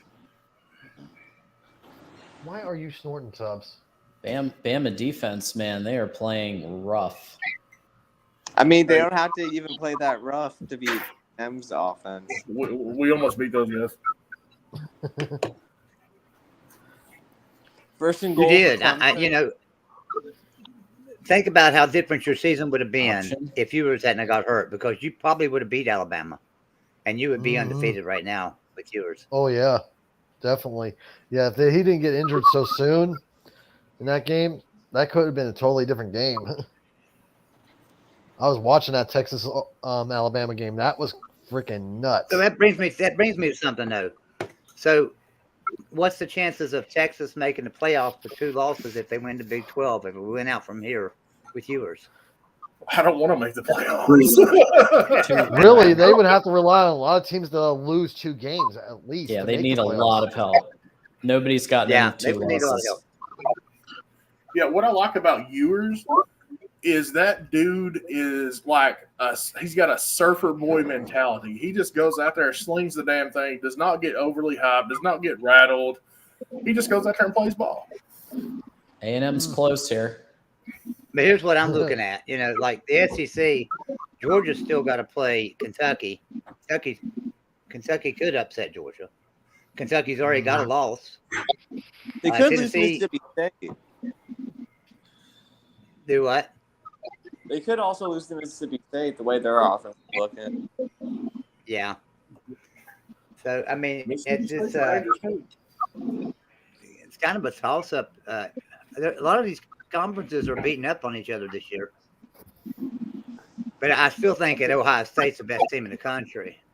I know that's a real popular statement with John. No, I agree. Do you agree? I agree. Hey, how did Mike Hart get hurt? He had a seizure. Yeah. Oh, did he? Yeah. At least it wasn't heart related. Yeah, I was worried about that at first, but touchdown A&M. Wow. All Who tied up, scored? it looks like. Haynes King. Yep. It was a passing to Moose Muhammad. Really? Is that his boy? Is that Moose and Muhammad's son? Musa Muhammad III. Wow. And they have to get the That was a monster. Makes you feel old when you realize that. There it is, 7-7, all tied up. Seems like one of those spooky games here. This will get Jimbo out of all the hot water if he wins this one. It will. That's true. Yeah, that's for sure. Oh, he was at he played at Michigan State. They benefited from having, basically their Bama's best players out. But other than that, yeah. Well, I mean, their defense is going to play for anybody. Let's not get carried away, though, because it's still early, Oh, it's very early, and Bama has a tendency of picking it up in the second half. So, yeah. And I know that from personal experience when we played Bama. Yeah, Right. well, Nick Saban's just him and his staff are the best there is at halftime adjustments. It's true. That's what they do. Michigan was winning. Michigan was winning 14-13 at the half in the Arizona Citrus State in the Bowl, red and then Arizona. Sorry, Arizona in the red zone against Oregon. wow. Yeah. Have you guys ever looked at the history of that? Oregon in Arizona? Mm-hmm. 11 times over the years, Oregon has been favored, gone to Arizona, and lost. Just some crazy things have happened there. This is like over the course of like 30 years, something like that. But I was listening to a podcast earlier today where people were talking about, he said, I don't care what the spread is. If Oregon's going to Arizona, I'm not even going to pick the game. It's one of those, it's like going to Ames, Iowa. You just never know what can happen. Mm-hmm. Tony says hi. Hey, So Tony. I do want to give I do want to tell the chat. I put the StreamYard link in there. If anybody wants to join us, come on in. Just show me your face in the back room. You don't have to be on camera. Come on in and talk a little bit of football with us. Whatever you want to talk about. We don't care what you talk about, as long as it's college football. There you go. On that note, Mountaineer Paul, last night, I apologize. I had you over on Mark Rogers and did not let you talk about what you wanted to talk about, which was Geno Smith. I completely forgot about it. That's okay. Tell us about no Geno. worries.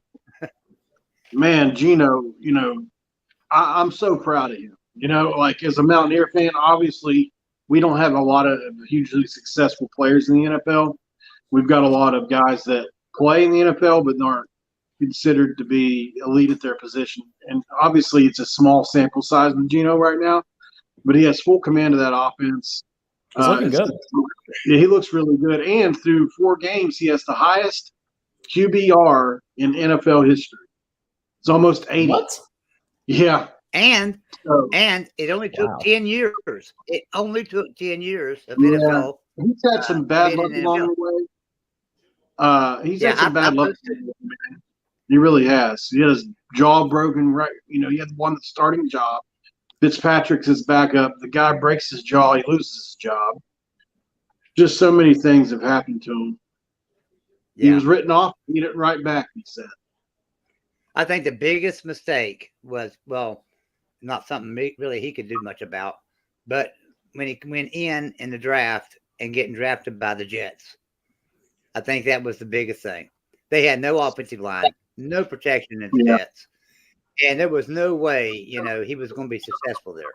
No quarterback could be, and they proved that when they said him, and still wasn't successful. So.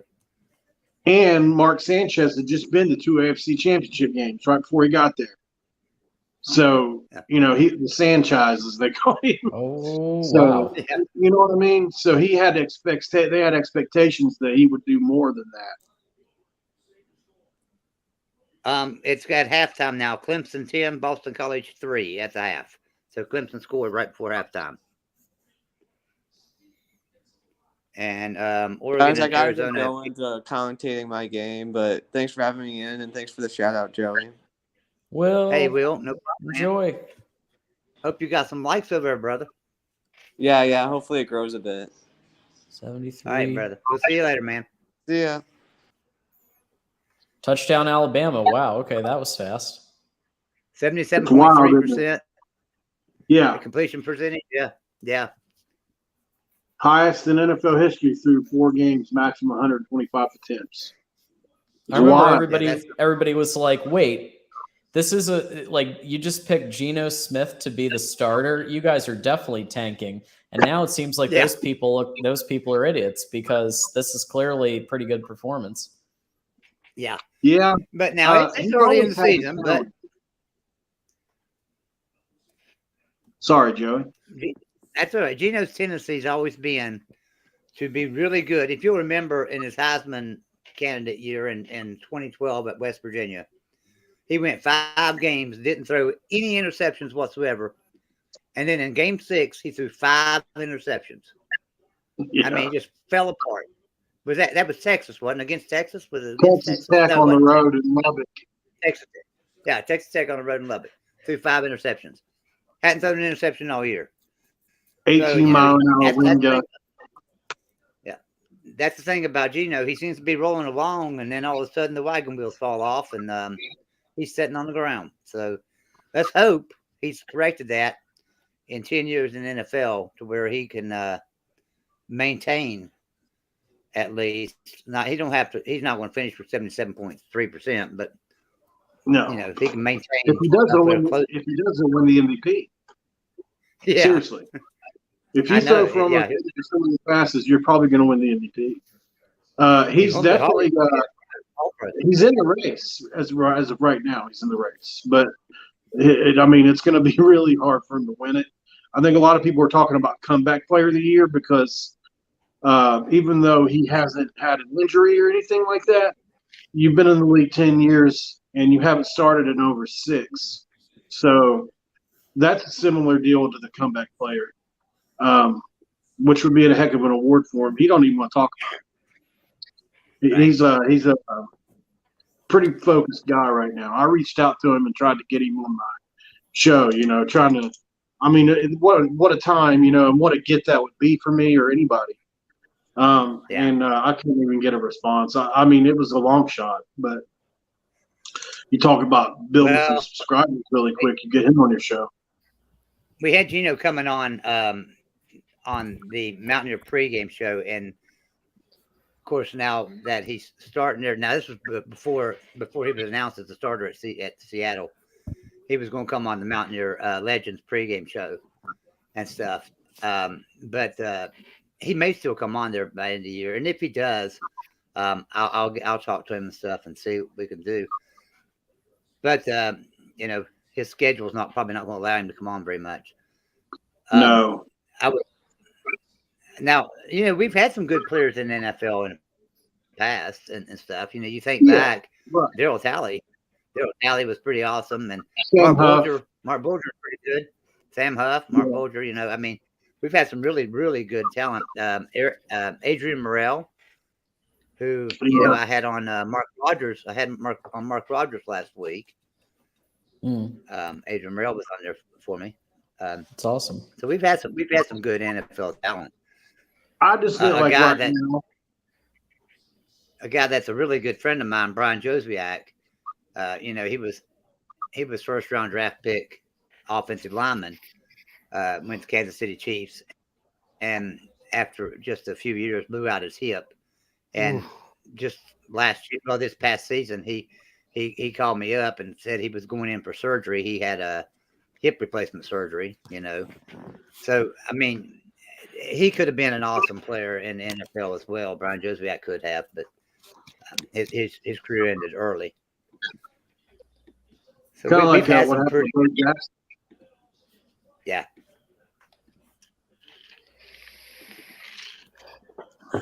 Let me check on some scores here, see if everything's it. So Alabama 14, Texas A&M 7, Notre Dame 18-6, USC 17-14. Now they've taken the lead back. 20 seconds to go in the half. Florida State 7, NC State 3, Kansas State 7, Iowa State 6, third quarter. Halftime, Clemson 10, Boston College 3, and quarter 3, South Carolina 14, Kentucky 7. Oh, that's cool. Yeah, if South Carolina beats Kentucky, Kentucky better put their heads down for that.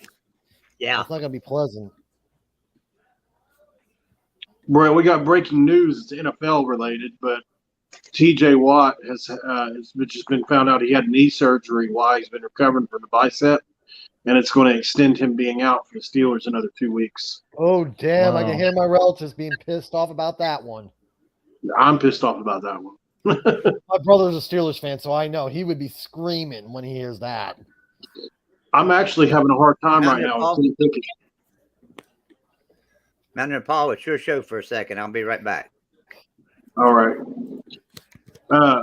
Kenny Pickett's the starting quarterback in Pittsburgh right now, and as a Mountaineer fan, this is a hard thing for me to accept.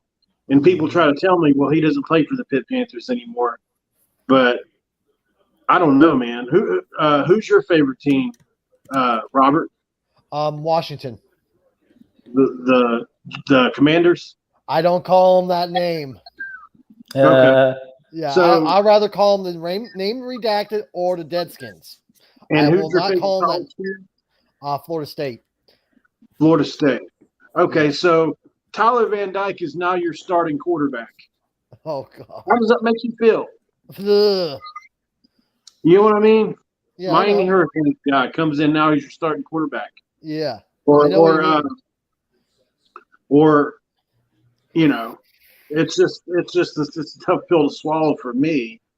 Or even a Florida guy who's starting for Washington. That would make me sick too. Same thing. Right. Or even seeing an Ohio State guy start for Washington. That would tick me off even more because I'm originally from Pennsylvania and I hate Ohio's. Right. Yep. If CJ Stroud is your starting quarterback, what do you do for your squad? I would be throwing shit. I would be pissed. John. I would be ticked off, especially if he's playing badly. If he's playing good, I can forgive the move. Oh, fumble. A&M recovered. Second fumble for a backup quarterback, Milrow or whatever. Yeah, whatever his name. Just call him number 2. QB2. There you go. Yeah, Saban is having a few words. Oh, lovely. I love when Saban's pissed. Yeah, just having a couple. You know, they're not conversations; they're ass chewings. Yeah, it goes back to when he was coaching in Miami, the Dolphins. How much he was cursing and screaming on the sidelines. I love watching Saban back then. Yeah, that was hilarious. Well, we see it. Was it possible we'll see Ty Simpson in this game? Who knows? That's their third string guy. Yeah, possibly. Who knows? We know. Then we they'll know be playing Saban musical will quarterbacks somebody. then. Saban has a track record for benching quarterbacks if they're not performing. Yeah, That's very true. Even in the national championship game. Yeah, but when is Saban going to bench O'Brien? He's the offensive coordinator. He's going to get a job.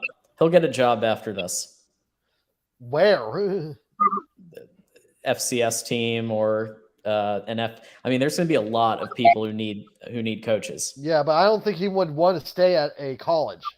He'll want to go back to NFL level. That's what I'm saying. Yeah, but I think that's wishful thinking. I think he's going to somewhere like in Nebraska. Hell, I think he would go to somewhere like a real low level school that he could just bury to the ground. Huge pass play right there. Best pass play A&M has had all day and maybe all season. Yep, there we go. Really? All right. Well, we're talking 60, 70 yards. We're talking like a 50-yarder or something like that. They're almost at the goal line. See what's going on in the chat. So let's see. Chris is asking, when does Ohio State actually play someone? 2 weeks they play Penn State, right? Yep, in a couple 2 weeks weeks. they play Penn State. Yeah. Yeah, but I mean, and that's at Penn State. So. Oh God, that's even worse for Ohio State if they're going to Happy Valley. That's going to be a nightmare. Yeah, that's going to be a tough one. Oh yeah, anybody that's been to Happy Valley, I've heard stories from. Oh, the fans of Penn State are very nice. Yeah, until they start getting roaring, then you're like, whoa. So you've got Penn State, Ohio State, and Michigan. They're all going to beat each other up. Mm-hmm.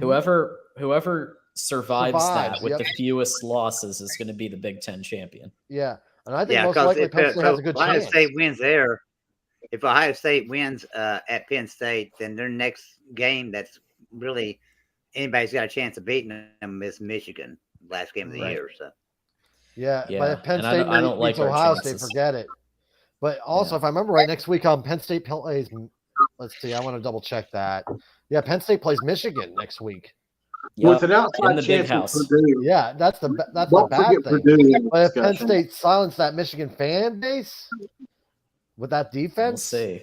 That would be very scary to see that the big house being quiet like a church. So score update here real quick. Yeah. Score update here real quick. Notre Dame. Boy, Will has got to be so excited.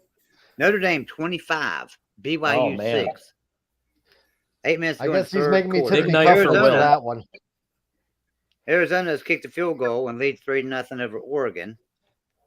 Florida State 7, NC State 3. USC 17-14 over Washington State, and still the same score, 14-7 in South Carolina Kentucky game. South Carolina winning. There's a game we haven't talked about today. Purdue beat Minnesota. Yeah, I feel like that's pretty newsworthy because Minnesota is coming into today. They had a top 5 offense and a top 5 defense coming into the day, statistically, in the country. Wait, what happened to Minnesota? Huh? What happened to Minnesota? They lost to Purdue 20-10. Ooh. Oh, so that ties them up in the conference. No. Purdue was Maryland. No. Purdue played Maryland. Yeah. Purdue played Maryland. Yeah, 31-29. You're thinking of last week, I think. Oh, I am thinking of last week. I apologize. Yeah. Who are they playing? Or do they have a bye this week, or who are they playing? Let's see. Yeah, I think they're bye. I think they got a bye. Yeah, they have a bye. Yeah, they play That's Illinois. probably why, because I was looking at individual teams, and when I looked at Purdue or at Minnesota, the last game they played popped up. That's why. Yeah. I apologize. And that wasn't. You're right though. That was newsworthy. It was last week though. Mm-hmm. We talked about that game quite a bit last week. Yeah. Speaking of another Big Ten surprise team, Illinois, tied up with Iowa 6-6 right now. Yep. In the third quarter. I'll tell you what, Bielema has done a good job there. Touchdown A&M. 14-14 if assuming they make the PAT. Wow. Yeah, I should have went with my gut here because a lot of people told me, said Alabama will kill Texas A&M. And I said, I don't know. I mean, seems like Jimbo Fisher might know Nick Saban's number here. He just did a great play. That was a great play call. Mm-hmm. Fake the handoff. Then he goes through his progressions really well, and then he finds the open guy at the end and gets it in the last second. It was really great. Who's playing quarterback for them today? I haven't even turned that game on yet. Is that King. Okay.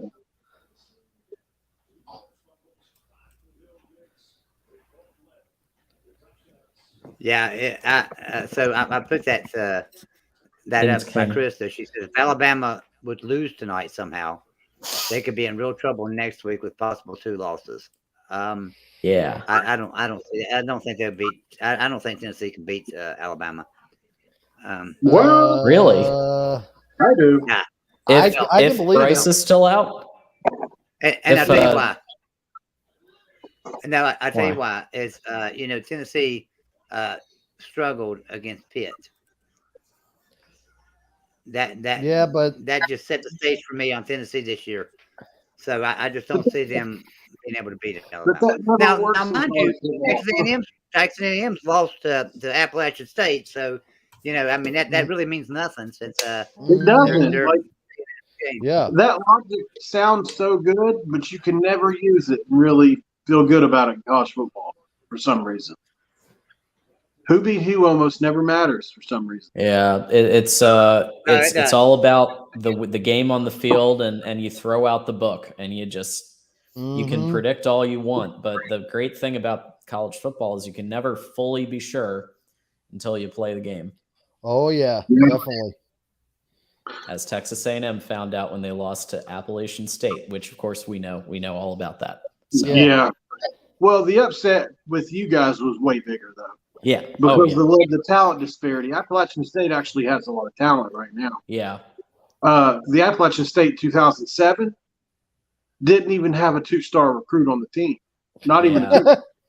That's a bigger I choose to forget about that game and just remember the ending when we beat Urban Meyer and Tim Tebow. I like that part. No, you must remember it. So you have that burning fuel on you. Because remember that loss, you use that loss as more intensity to play harder. That is true. Do you ever look up and see Chad Henne start a game this year and you'll think go back in time 2007? Oh God. Well, I remember when Chad Henne won a playoff game last year or the year before against the Browns, so that was pretty cool. He's been in the league forever now. Like literally, Chad Henne had to win the game. Like they were like that. I mean, it was only like a 3-yard call, but he still had to make the play and win the game and beat the Browns. Because Mahomes went down. Oh damn! What did everybody think about Texas Tech's quarterback today? The redshirt freshman Morton. Anybody get to see him? Texas Tech game. I didn't see that. So as the game was being announced, they were bringing up these quotes from the coaching staff, and one of the coaches said, "Listen, I trained Patrick Mahomes." And this kid has the arm ability of Patrick Mahomes. Wild.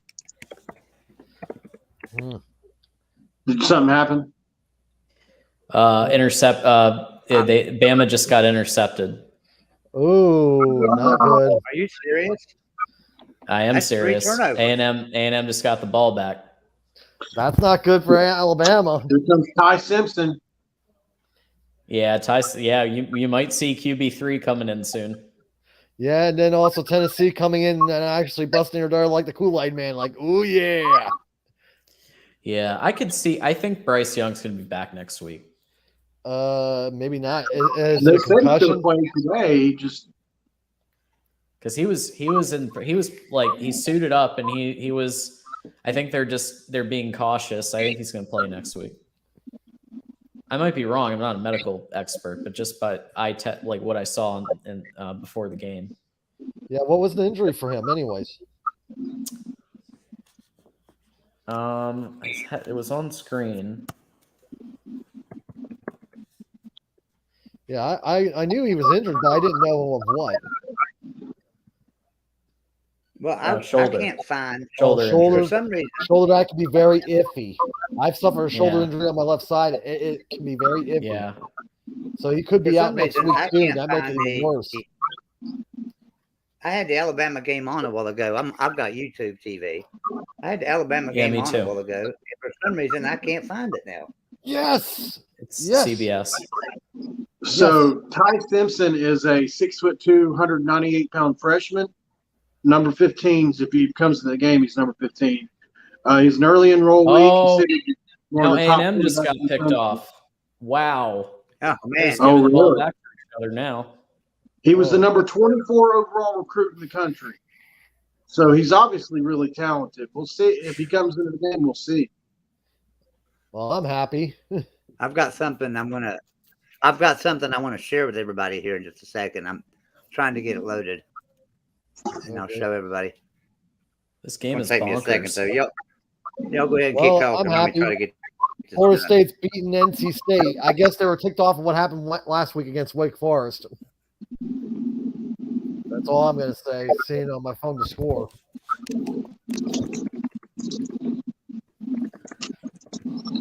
The thing about me being in here doing this means I can't watch any of the games. It's driving me Same nuts. here. Doesn't drive me nuts. I'll just keep track of the scoring right now. Good. Well, he's Ooh. commenting. Yeah, I mean, the that's, game, and I'm like, I've got my What? pin in my phone. Oh, NC State is not liking Florida State with the running game. I'm looking at the stats right now. They have two guys that already ran for 50 yards already. So that's not good. And their Florida State's quarterback, Travis, he's already passed over 100 already. he's a really good player. Oh, yeah, I know. And I'm surprised the third running back they have is not in 50 yards yet. Because those three guys are freaking nasty running backs at Florida Did State. Milroe come back out?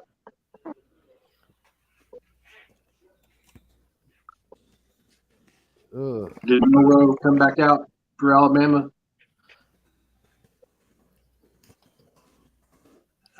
We don't know. I'm not keeping track of that game. I don't know. Wait, what about who are you asking about for Bama? I was asking about Milroe. Did he come back in for Alabama? Let me look. Looks like it, yeah. Okay. All right, so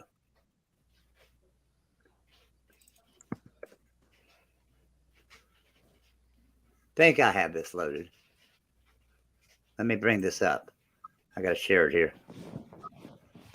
Man,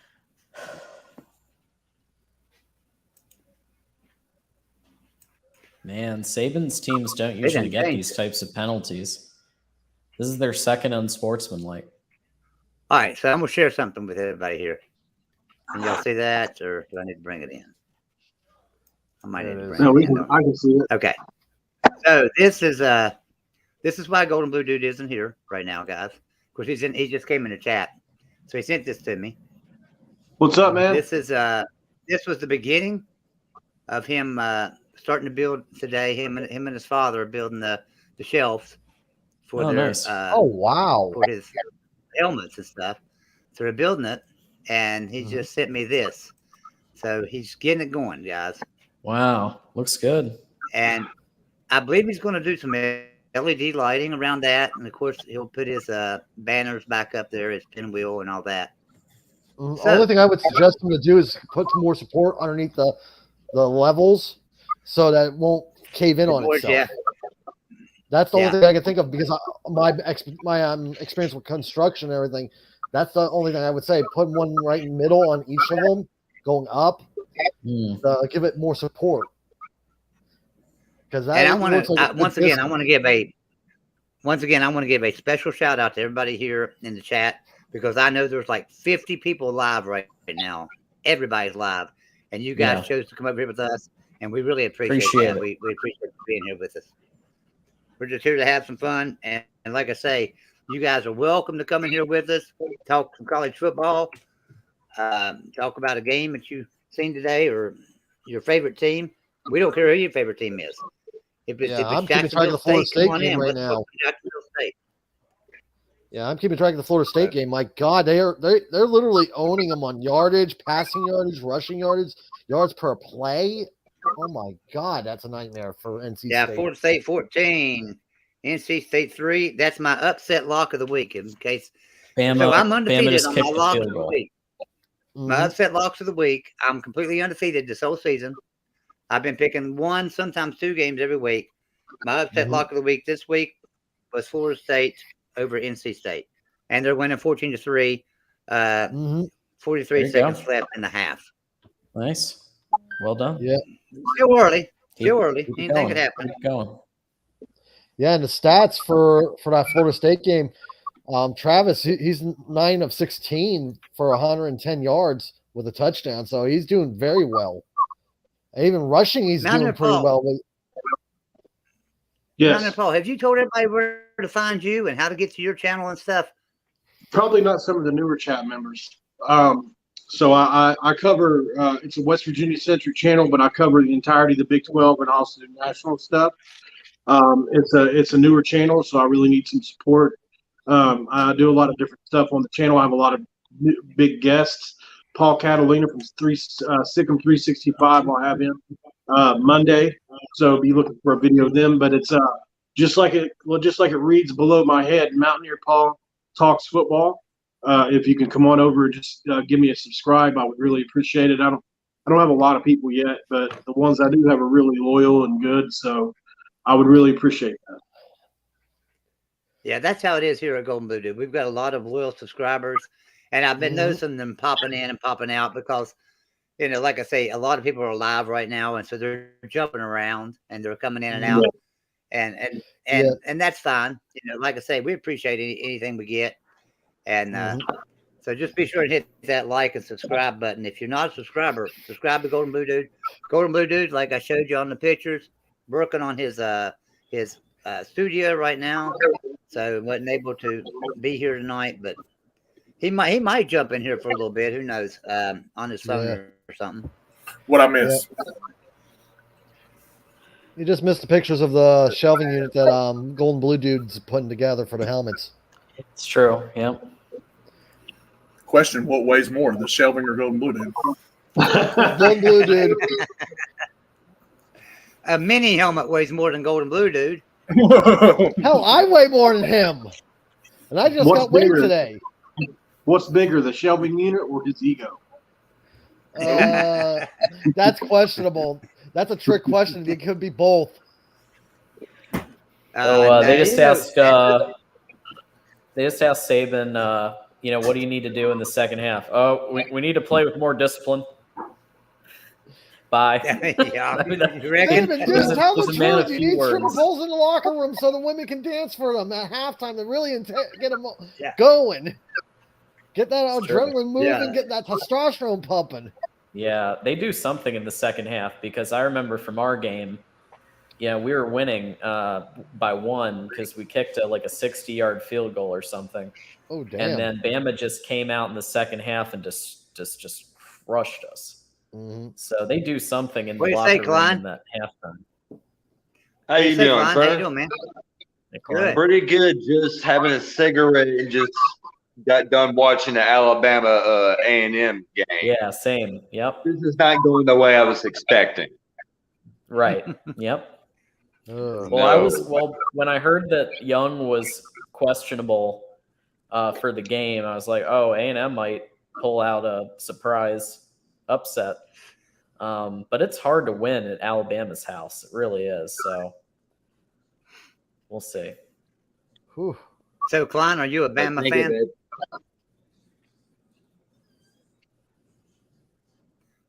No, you're an A&M fan? Nope. I'm a Georgia fan. Georgia fan. There you go. You had a decent show. I can't be in here anymore. This is too much. A Georgia fan.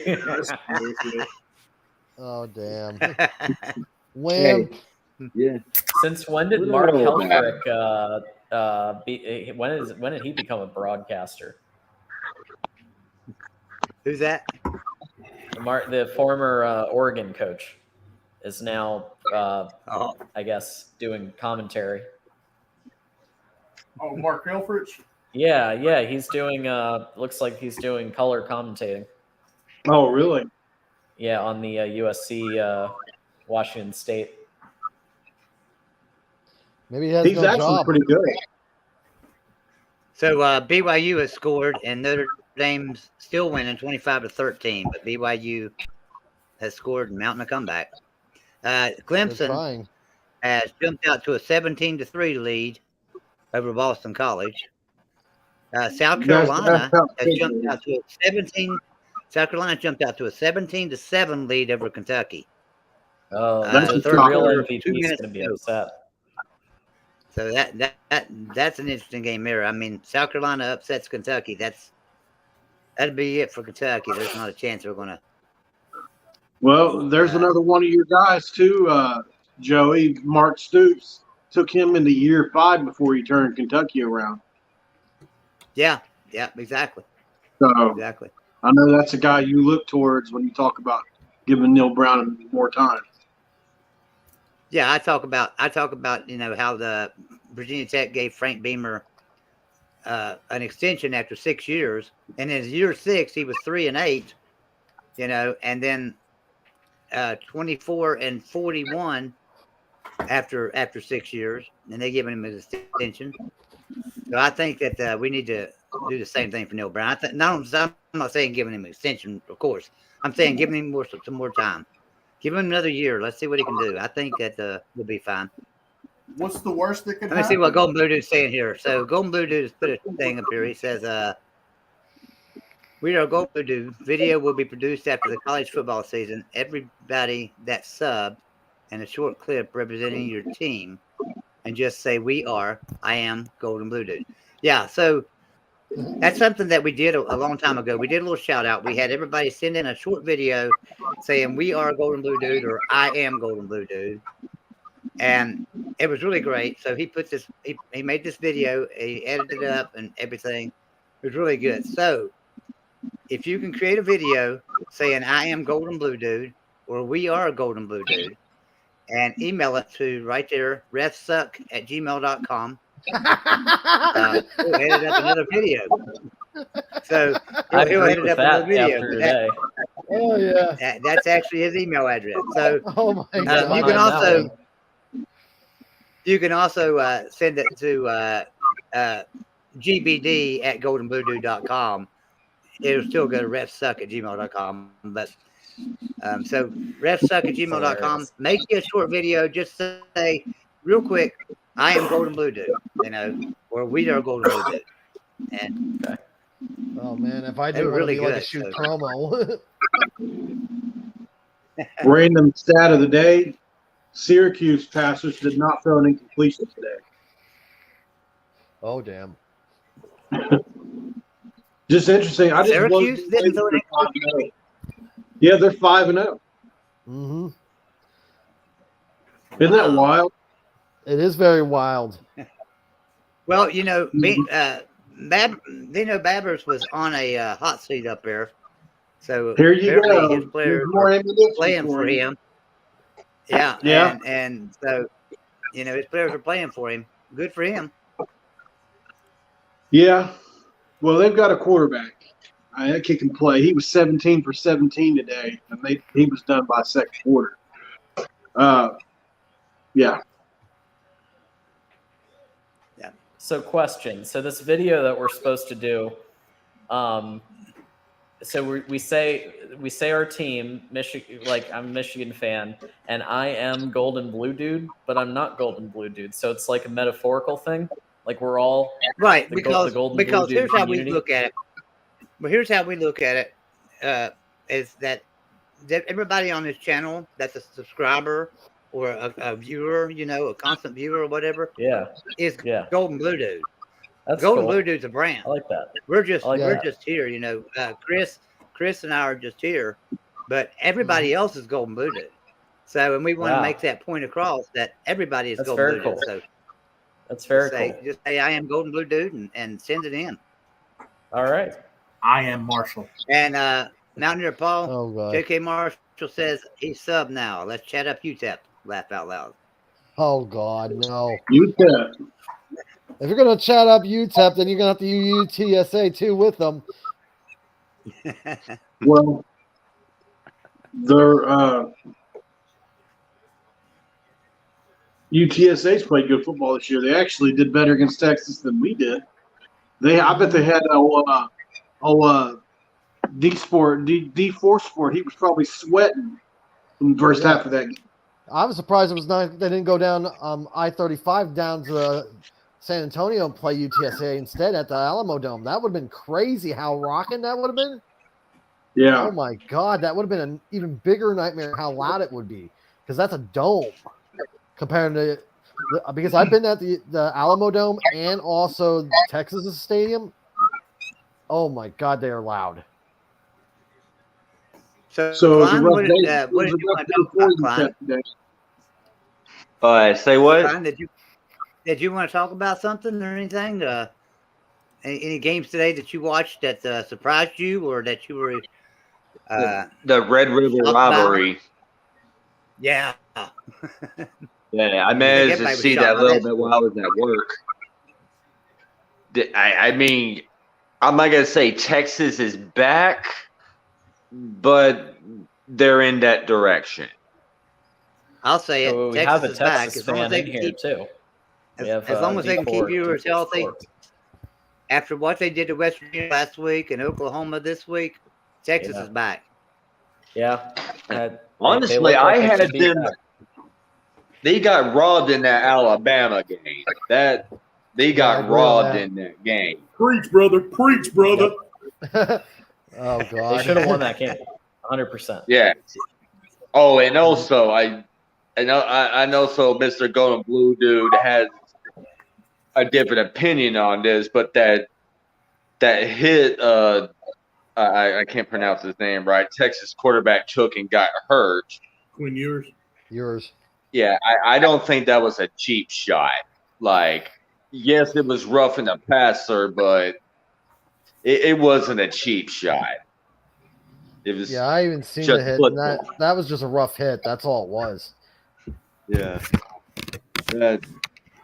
I've been on the sidelines of football games. That's just a rough hit. That was all it was. I've seen a lot of rough hits in my time, and that was nothing of a rough hit. I've seen worse. Being on the sideline, that's the worst. Is when you're on a sideline of a football field, and you see that hit. You're only like a couple yards away. You see it. And you're I know. I mean, I took a couple bumps to the head when I was playing football. But you got to think about John, it's okay to have an opinion, but that man is over 240 pounds. You can't expect a guy that size to stop on a dime. But I'm gonna tell you, as a former football player, you know exactly what the hell you're doing when you wrap a quarterback's arms up and drive him into the ground. Mm-hmm. You know exactly what you're doing. Hey, all right, I'll give you that. I'll give you that. Oh yeah, definitely. Hey, John, we might have to take Will to therapy after tonight because BYU is coming back. No. Notre Dame's winning 25-20. Yeah. We might have to ship them to Pennsylvania to the psych ward in Pennsylvania. I know a good one. It's you in hear Central about Pennsylvania that could move on to bigger and better. Not that BYU is not a desirable destination, but Kalani Sitake has done such a good job there. He's another guy that's had he's kind of been at a slow build for the program. I can remember we played them. When did we play BYU? 2000. Shoot, I'll tell you. The kid that plays for the Saints was there now. When he was at BYU and we played them. Oh yeah, the Swiss Army knife. Yeah. Yeah, he was there when we him and Tanner Mangum, they were both playing when we played BYU. And they weren't very good. Mm-hmm. And he's really turned into a good football team starting with the year Zach Wilson had. And he's a guy that is also a program builder. I wouldn't be surprised if he didn't get plucked up out of BYU. Or you could help let me BYU go ahead move and to a shout different out. conference altogether, too. Let me go ahead and shout this out real quick to everybody that's in here. If you're not a Patreon member, hit us up on Patreon. Nightbot just put the link in there to join Patreon. You can join for as little as $2 a month. We have a drawing not a drawing. We have a contest every week, score prediction contest. So if you are a $2 member, you get 2 score predictions each week. If you're a $5 member, you get 5, $10, you get 10, and so on. So we pick one game out. You guess the final score. Whoever's closest wins $20. So if you're a $5 member, you come in and 1 month you win, or 1 week you win $20. You paid for 4 months of membership, and you can win as many times as possible as you can. So you can win $80 a month playing, or $100 a month for 5 weeks. So come in and join Patreon with us. Also, we do a live show there every Sunday. Usually from 4 to 5, sometimes 5 to 6, somewhere in that area. And we'll have special guests on there. Last week we had Paul Catalina. We've had Jake, Master of Football, in there. We've had David Smoke in there. I've had Eugene Napoleon, quite a few others. So come in and join Patreon with us. You'll enjoy it. We have merchandise that we give away to our Patreon members as well. So come on in.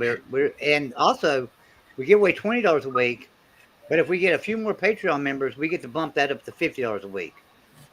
So we just come on in and it'd be great if you can win $50 a week. Just think if you won 3 weeks in a row, man. We're just 3 weeks out of the season. It's $150. That's pretty good odds. So sorry guys, I also have confirmation that Bill Steele is going to be coming on my show. I'm working with I guess it must be his agent Chris through email right now to nail down a time. He's a really hard dude to get nailed down, but thanks to Mark and some other people who have helped me with that. I really appreciate that. Yeah, it's a good guest.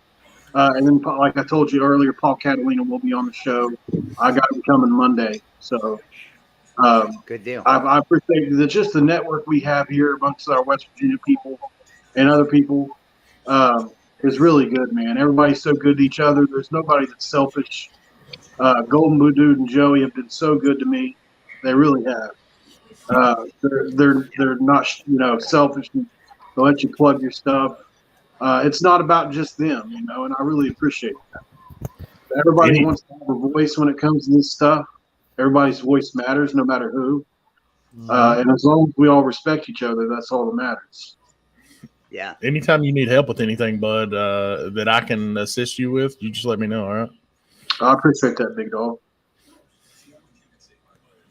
Yeah, Brandon's got a great channel over there at D4, and Brandon, Mountaineer Paul would be a great one to have on your show one week when you do your score predictions and stuff. Yeah, man, anytime. Absolutely. I'm always looking to network and get better. That's what it's all about. I think at the end of the day, we all want to do it for a living. Mountaineer Paul, if it's okay with you, I'll text Brandon your number. Yeah, go ahead. Your phone number. Okay. All right. Oh, the other guy that mentioned UTEP earlier, he asked us to talk about it. UTEP is losing 30-17 to Louisiana Tech. Talked about it again. And a 1-3 Louisiana Tech team at that. UTEP was favored by 4 points in this game, so something went wrong in UTEP. Yeah, maybe the military base near UTEP is actually firing off things again. If I remember right, what's over there near UTEP, the military base? Jordan Palmer, that's the player I remember that went there. Carson Palmer. I'm trying to remember the military base there. That's the reason, because I served in the military, and there is a military base there, right outside of El Paso. So it's like not pleasant for them. The Packers running back Aaron Jones went there. The old Jets receiver Don Maynard, the Hall of Famer.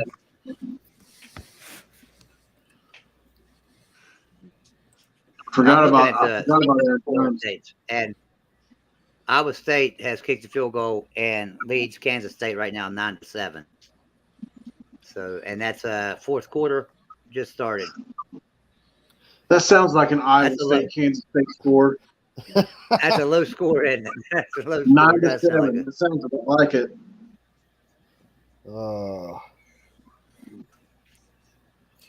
Two more coaches that are going to be desirable people. The Big 12's got a lot of good coaches, man. A lot of really good. Oregon is leading Arizona 14-3. There you go. And Washington State is looks like they just got a first down.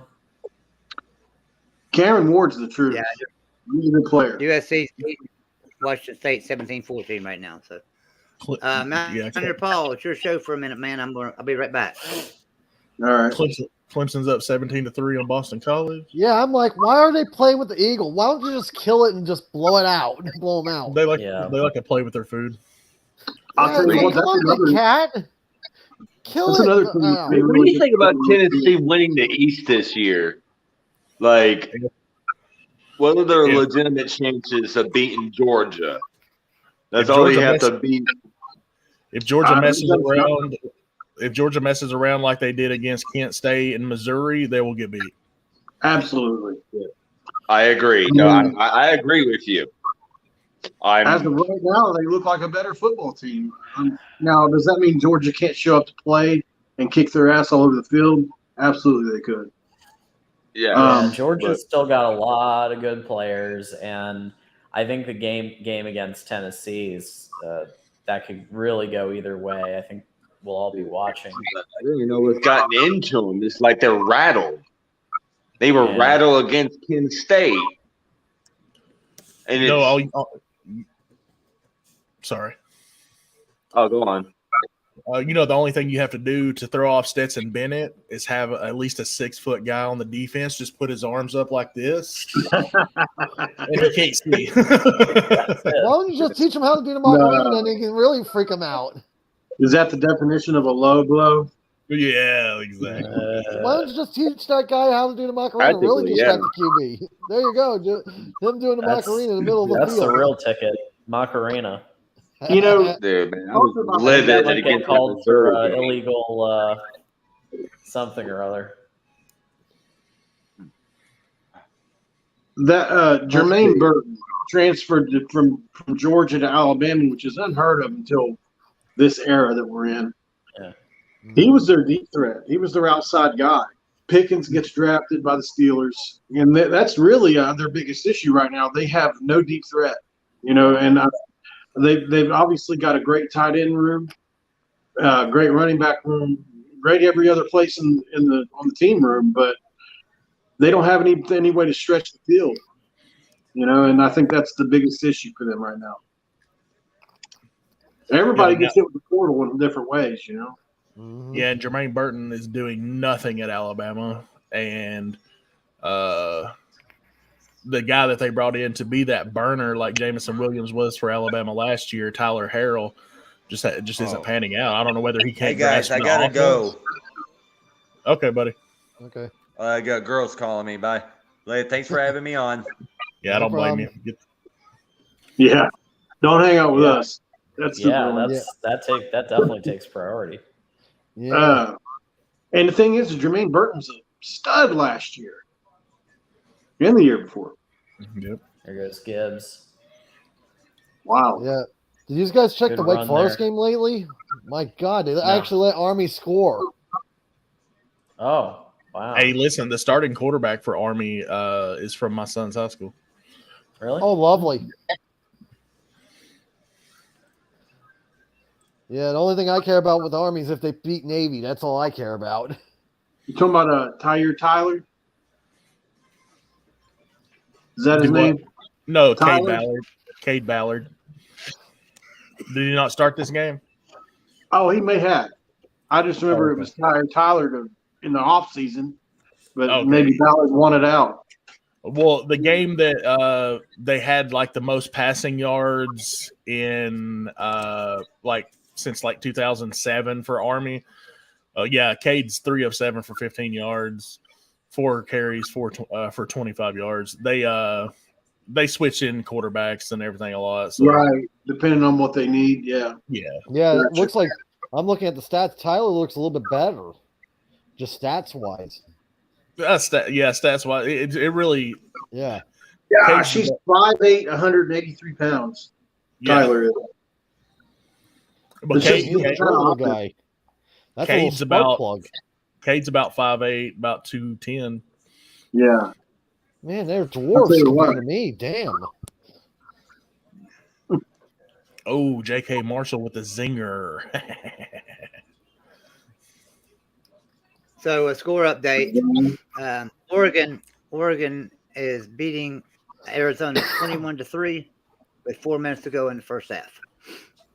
That sounds like it's going to be out of control. That seems like a good start in my book. That's a good start. Yeah. Well, there's another defensive on a blowout. Really good. You lose Kayvon Thibodeau, they don't miss a beat on the defensive line this year. Is it me, or does Oregon seem like a different team than when they played Georgia first game? Yeah, I think they found their identity. Yeah. Yeah, but I think they were just more a little bit less talented than Georgia too. I think they just got with the Georgia game. I think Oregon just got bitch slapped by them, and they were like, "Whoa, now I know where we belong." So now we're going to play very well the rest of the season. They probably needed that after so many years of playing so well. They needed that slap in the face to realize you're not the best. Alabama just scored a touchdown. And another thing I've noticed anyway is anytime Bo Nix has ever gone up against an elite defense, he's really played bad. And I think that happened again against Georgia. What's that? Yeah, you have a new coach, new staff. That's a tough first game when you're just breaking in. Yeah, 24-14 Alabama. Mm-hmm. So they're starting to do what they do. Yeah, Alabama got the ball, so it's not going to be good. Trying to keep an eye on this. Trying to keep an eye on this Notre Dame BYU game and see if we got to get Will some therapy or whatever. I can give him good recommendations for psychiatrists if he needs it. Yeah, that's helpful. But he would have to travel to Pennsylvania for that. Yeah.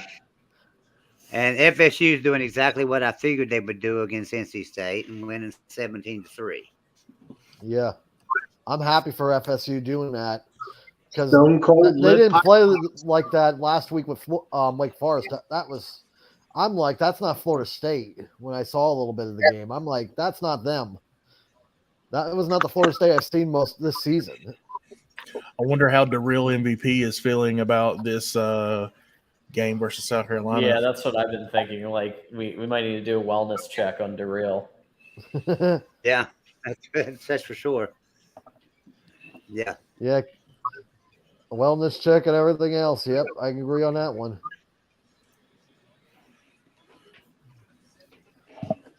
I've not been watching the Clemson Boston College game, but this score has been 17-3 for quite a while.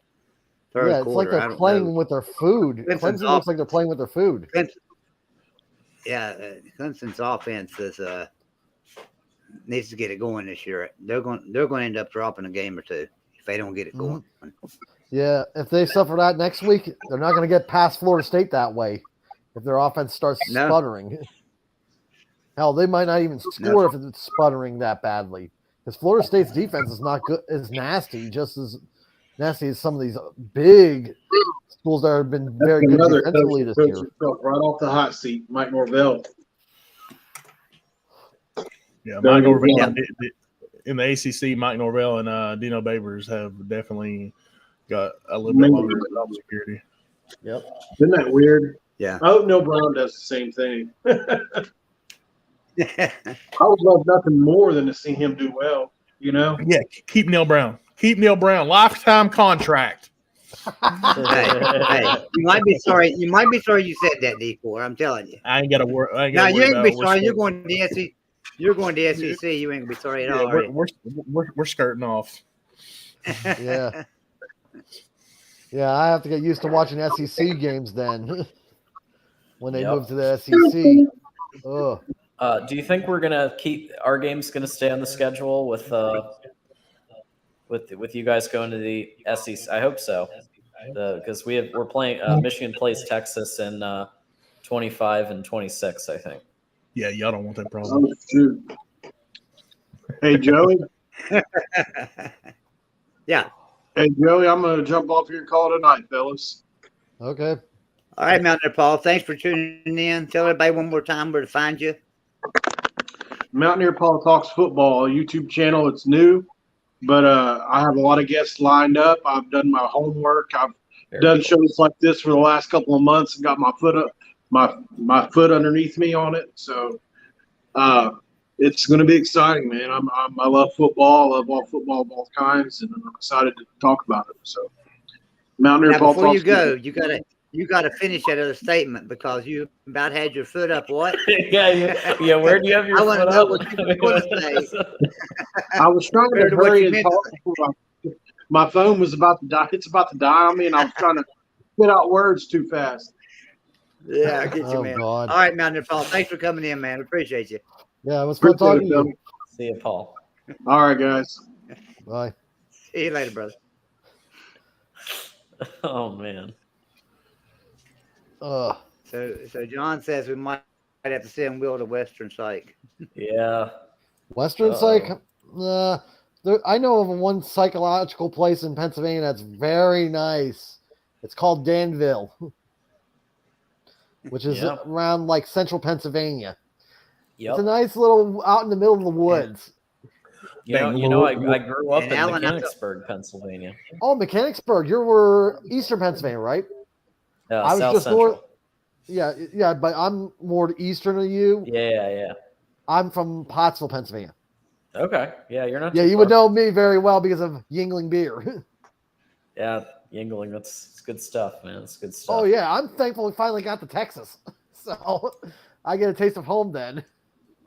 I was looking at stats, and Louisiana Monroe's quarterback right now is 19 of 19 for 230 yards and 2 touchdowns. Damn. Okay, you go. And they're down. They're down at the Coastal Carolina 6, about ready to punch it in to make it 28-28. And Alan Nair and I agree with you. I really thought Kentucky, had a shot at the SEC East just this year, and could, if they just needed to upset Georgia, but that's not looking like that's going to happen. Not with this game tonight. And then if we were talking about that last season, maybe App State 18, Texas State 36. Wow. potential USC touchdown. Oh, yep, official USC touchdown. Yep, 24-14. I'm pitting NC State right now. Literally, Travis is 10 for 17 passing with 117 yards with a touchdown. Ugh. Score update. UTEP is making a comeback. It is now 38-24. How much of a comeback can they do? It's El Paso. Remember, there's a reason why they call it El Paso. It's the pass. Oh, okay. Okay, Notre Dame got some more points. 28. So we got a defensive. We've got a defensive struggle. Yeah. We got a defensive struggle in the Big 12. Kansas State's still 7-9. Iowa State winning 9-7 right now. So, Iowa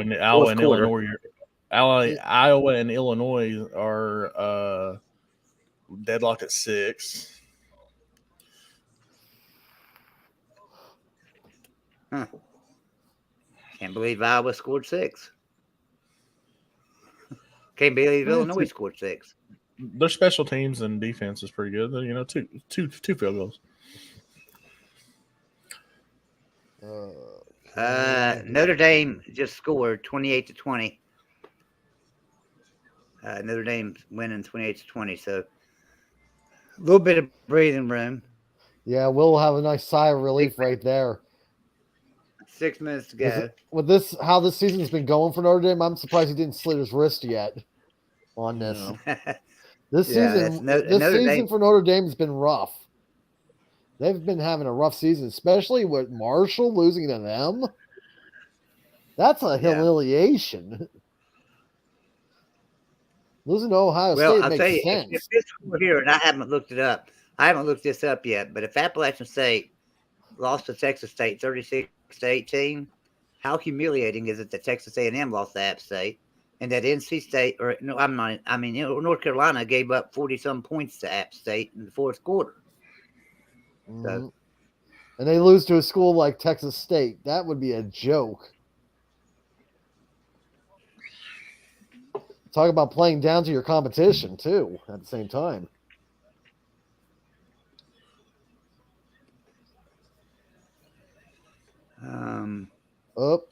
NC State scored 10-17. NC State scored 17-10 now then, right? Yep.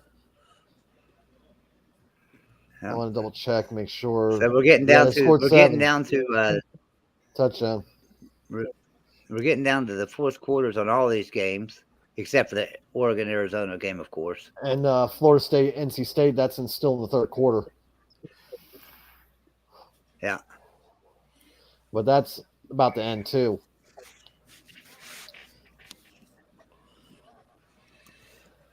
So does Alabama still have the second string quarterback in, or they put the third string in now? I think it's still the second string, and they're ahead. They're ahead by they're 20. I think 20. Yeah, 10 points, 24-14. But he's turned the ball over 3 times, fumbled twice, and threw an interception. 3 times. Right? Yep. Yeah, Saban's not going to be very happy about that. I just got a message that says Oregon and Arizona has been delayed. They must have a storm or something. Oh, lovely. Nothing like finishing a game up at 4 o'clock in the morning on the East Coast. Alabama may have just fumbled. Oh, lovely. Who put butter on the football? No, he was down. Okay, he was down. They're about to overturn this. His knee was down, his elbow was down, his head was down, everything was down. Even his ass was down? And the refs called it a fumble? Yeah, they just let him play it out. Wonder why the Oregon game is delayed. Let me see if I can find out. Oh, I just noticed John's back at the couch. Like you're back styling and profiling on the thing, ain't you? Yeah, I'm back on the recliner. Don't blame me. Well, because I could be over on the other thing, but to watch the games is harder. Owen got me a gaming chair too. Oh, really? Yeah. Yeah, I had to. Okay. That kitchen chair, sitting at that kitchen chair doing these videos and everything and editing and like all that stuff was killing me. Good for you. That was pretty fast because you said you were going to do that like the other day and you already did. That's efficiency right there. That's right. I don't have any idea why that game is delayed. I guess it's got to be weather. Lightning, possibly. Mm-hmm. Yeah, because everybody in the West is afraid of thunder and lightning like a bunch of babies. Well, you got it. Yeah. If there's a lightning strike near the stadium, you got to. Oh, I agree with that, but most of these ones, it's not even getting close. It's like outside the limits of the town. It's like I think it was 2011. I think it was 2011 West Virginia LSU game in Mountaineer Field, and lightning struck right next to a bunch of fans. I think it burned a few of the fans. Ooh, that's never good. Yeah. So, check yourself before you wreck yourself. Mm-hmm. Yeah. Playing with electricity is never fun. Take the advice from someone who worked on it. South Carolina. Ready for this score? South Carolina 24. Kentucky 7. 7 minutes. That's all I'm gonna do. Darrell, anybody has eyes on Darrell? Let's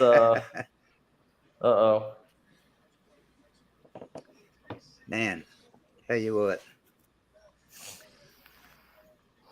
Oh, somebody come in and of the chat and join us. Come on in and talk about any team you want to. We don't care who it is. Yeah, let's talk about Oklahoma. We're just college football fans. There's no need talking about Oklahoma. Oklahoma. Well, I watched some of your post game, D4, and you guys were basically saying like Oklahoma needs a year and I agree with that. Like Venables is probably one of the top 5 defensive coaches this century, and he has 3 titles as a D-cord, right? But as a head coach, right, brand new. And I think he needs his guy, and he needs his guys in. I agree with what you guys. I forget if it was you or Matt, but yeah, it was me. Yeah, I'm the smarter one in that situation. No, I'm just kidding.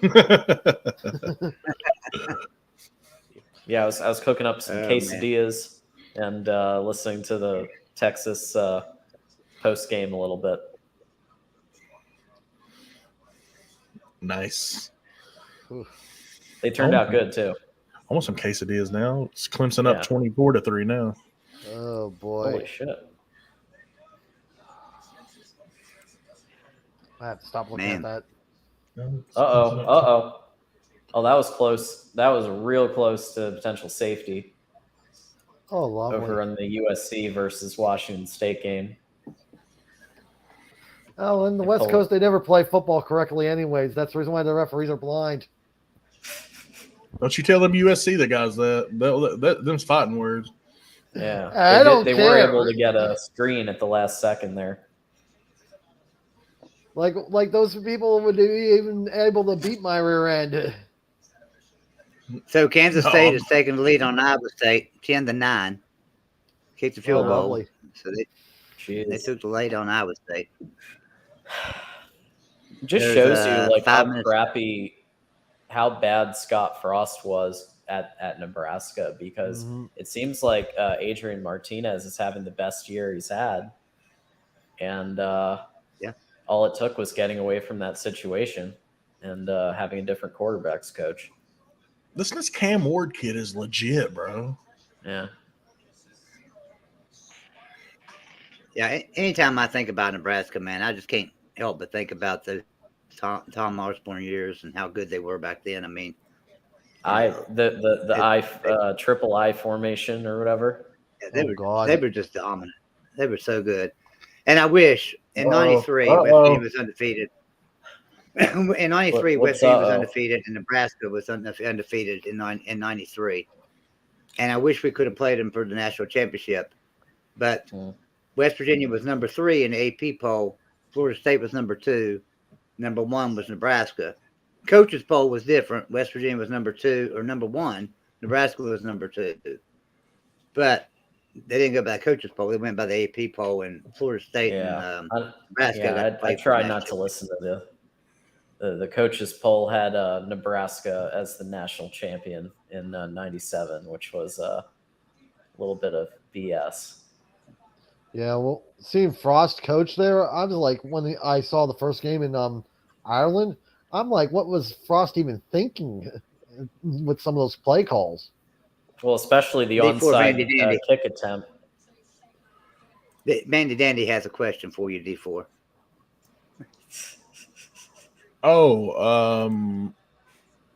You know,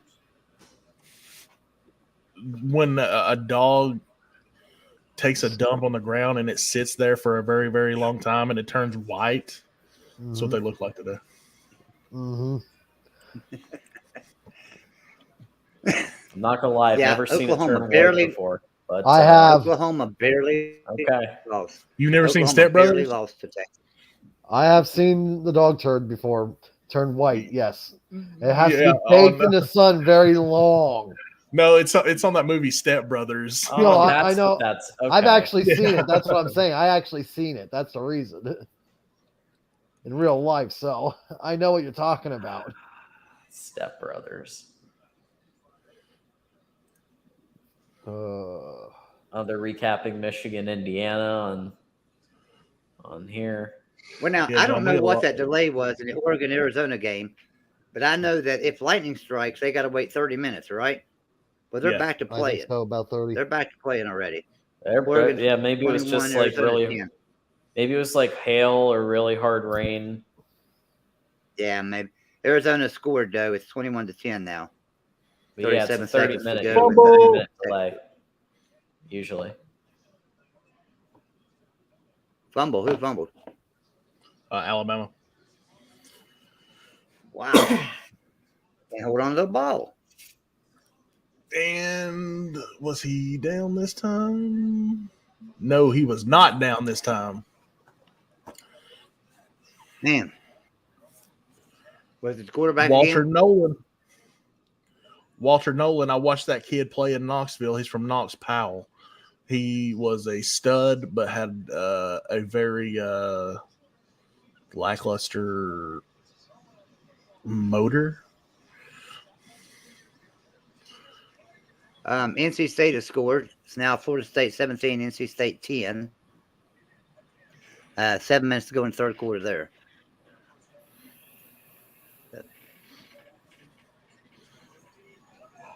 Oh, wow. If he hits him in stride, that's a touchdown.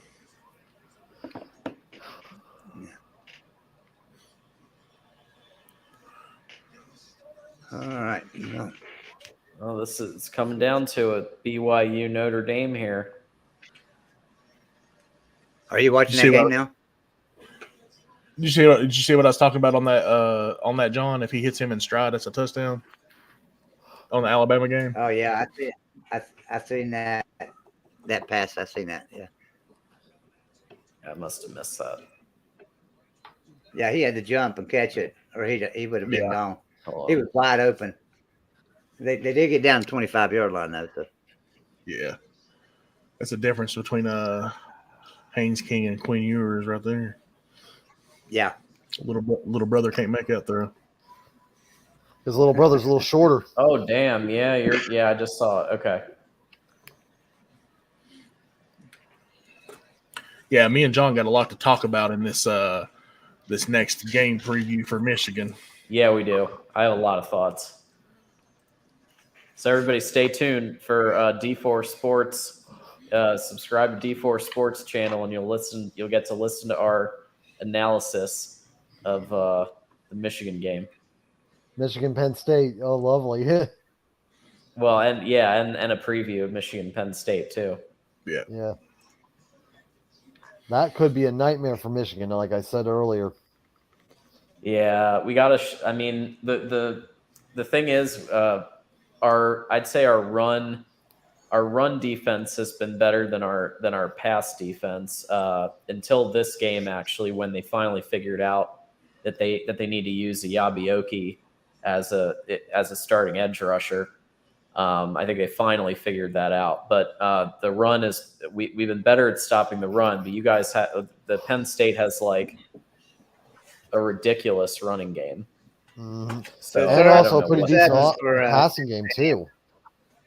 3rd and 7 for A&M. Yeah, Clifford's always been pretty good. Nope, they didn't make it. 4th down for A&M. Yep. Just saw it. Yep. But yeah, they kick here, then you make it a one possession game at least. There's still plenty of time. So whoever, that's 45 yards. That's 45 yards from here. They got a kicker that can do that. Yeah. I think Bond could potentially. Well, I guess we'll see. I'll put $20 on it. Yep, it's in. It's good. Yeah, it right down the middle. That's a good kick. That's his longest one of the season. Whoever took the under or whoever took A&M to cover is definitely making money right now.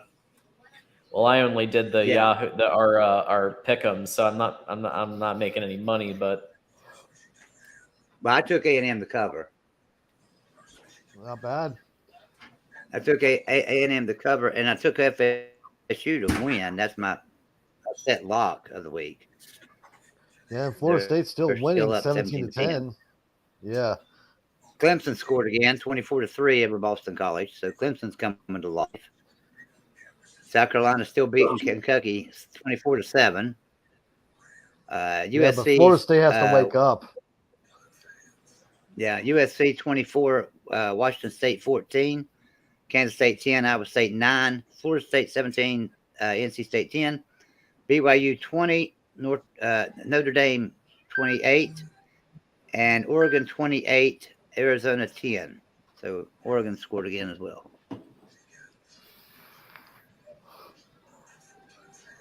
Yeah, looking at the stats, Florida State has to wake up in the third quarter because they've not scored yet.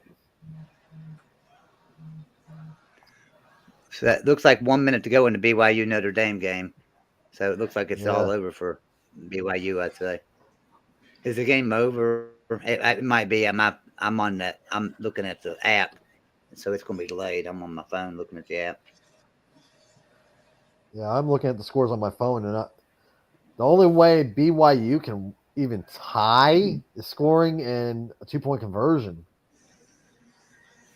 That's it. So I got that now new be a tie. Yeah, I got that new phone. I got that new phone yesterday. The flip phone from Galaxy. Mm-hmm. I got that thing yesterday, and you get a crease in your screen, and so anything you do right there in that crease doesn't work very good. It's just a day old, so I'm not really liking the phone too much. Mm-hmm. Let's see. So there's a timeout in the BYU Notre Dame game.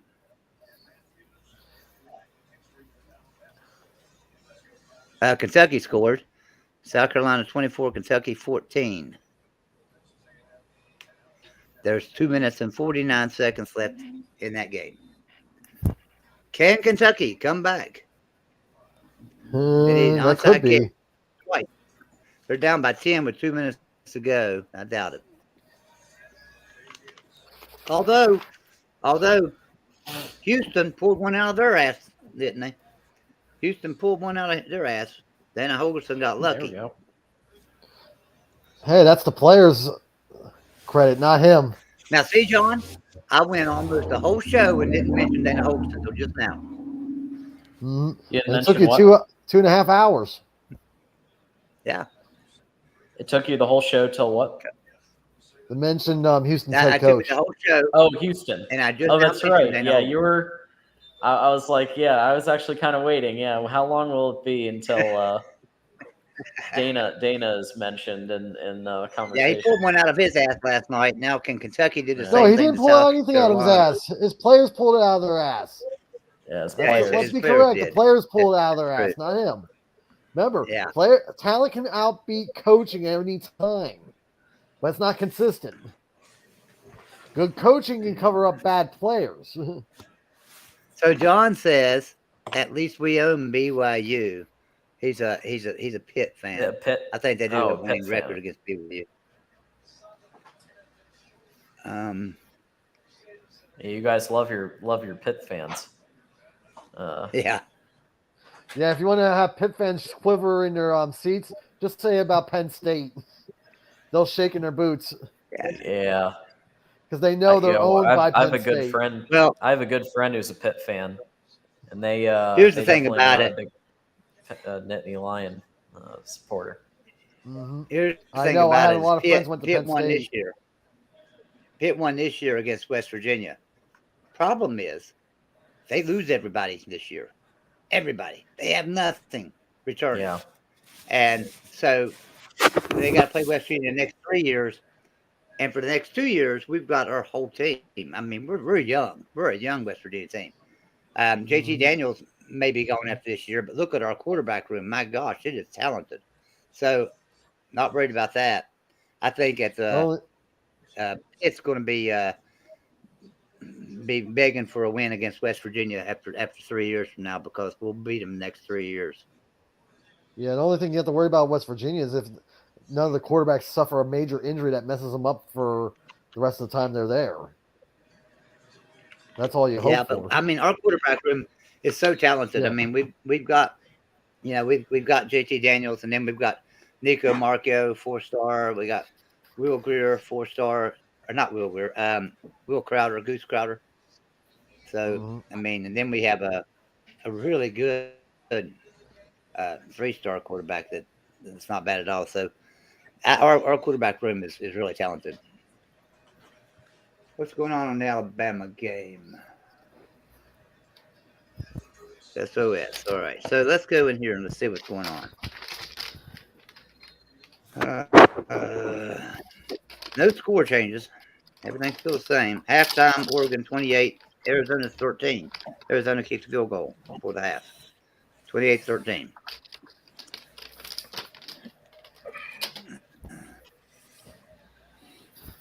Manimal Matt says Notre Dame is going to win it.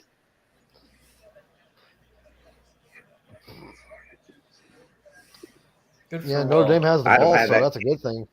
Will needs this W. Yeah, very badly. Yeah, they do. Yeah, they do need it. And just for morale, there goes man, that quarterback can run. Milrow. Yeah, I see that. That Alabama quarterback, yeah. Yeah. Yeah. He definitely has that over Bryce, so that's the one thing. You got to put a spy on him all times. Manimal says it just went final. Notre Dame won. That it just went final. Like I say, I'm on delay with my phone here, so. Yeah, same with my phone. It's on delay also. Because it says 15 seconds on the clock. I'm showing 56 seconds on the clock. Notre Dame 28-20. So Notre Dame won. So Will's probably pretty happy right now. Yeah, he's probably dancing in his underwear right now.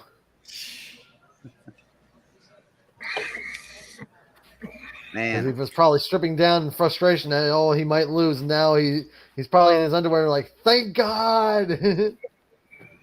So here's my biggest fear. So I've got Florida State as my upset lock of the week over NC State. Got him. I wanted them to have a little bit bigger lead about right now, and it's 17-10. 5 minutes to go in the third quarter. Florida State's winning 17-10. So I'm happy they're winning, but that's not much of a lead. I mean, one touchdown, So I won't be comfortable unless they can score again, Florida State.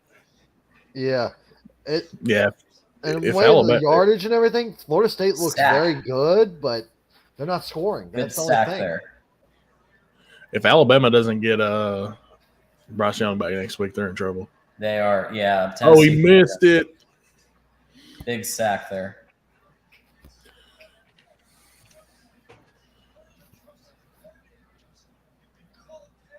Nick Saban is so mad. So Earl says that all of us said that. Earl says that all of us said BYU was going to win by 21-35. I didn't say that. Ooh, miss. I don't know who said that, but it wasn't me. Yeah, still a 7-point game. Alabama up by only 7. Oof. I don't like the Gold Dome. Oof. I don't like the Gold Domers, so I'd never pick left. In my case, I'm not a Notre Dame fan, but I have to deal with one. Manimal says, "What about this bloodbath losing? Oh God, Illinois and Iowa?"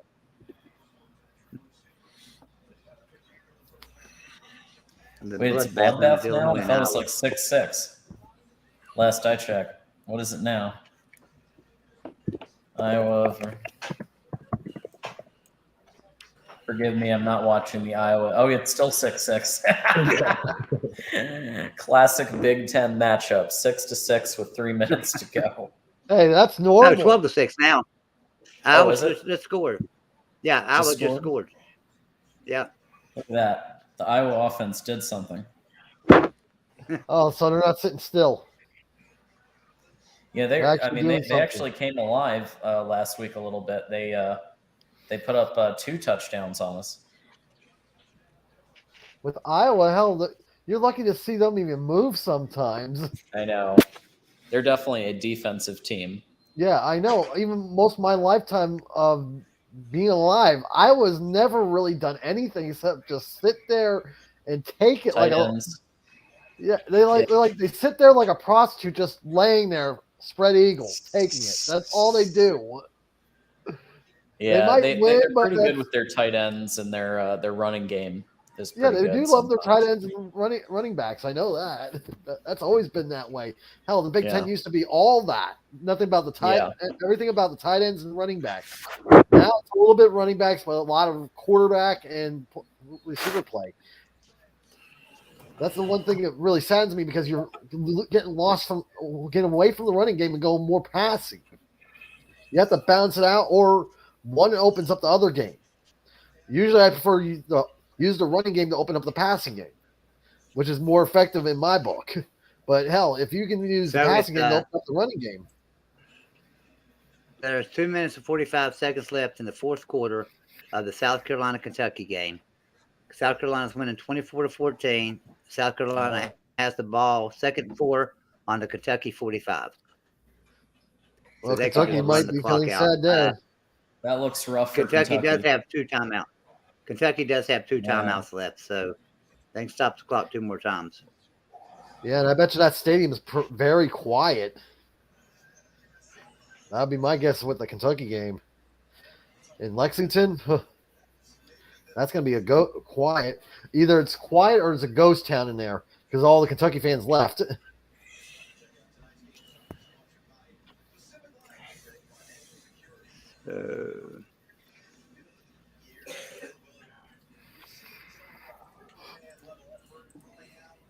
Are they reviewing that Iowa touchdown or something because the clock is stopped?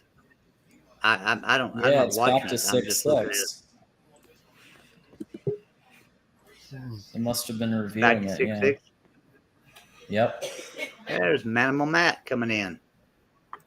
Oh, we got What's Manimal. going on, man? What's up, guys? So I thought you would want a thrilling update on this Iowa game. Yeah. So it's going to be a scoop and score. Okay.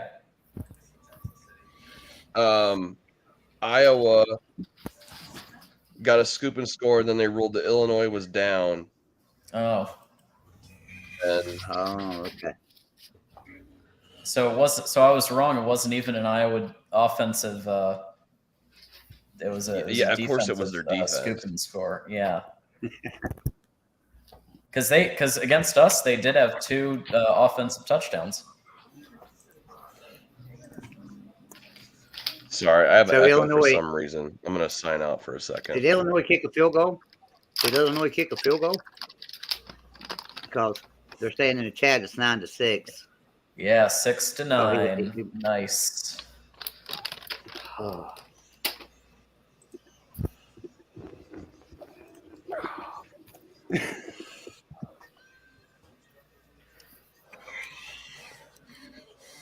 Wow, they're going to drag this Kentucky game out forever.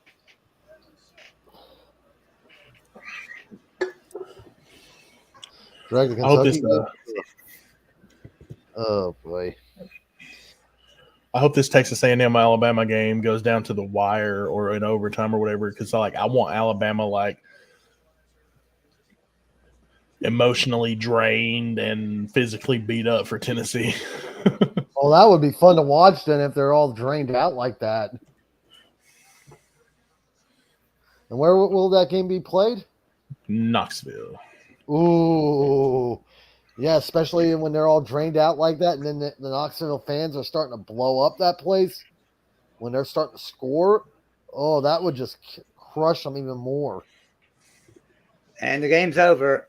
South Carolina has upset Kentucky 24-14. Wow. And here comes USC drive almost at the goal line here.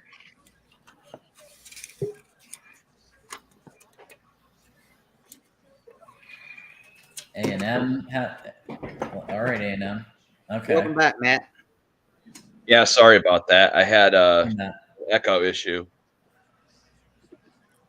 Echo. Here. Yes, sir. A&M going to go for it here. Let's see. Oh, crap. NC State scored again. 13-17. Yeah. A&M's going for it. 4th and 3. So Illinois is up Big player right here. 9-6 on Iowa. Yeah, 6-9. Nice. Turnover on down. Down. I mean, honestly, that's probably it.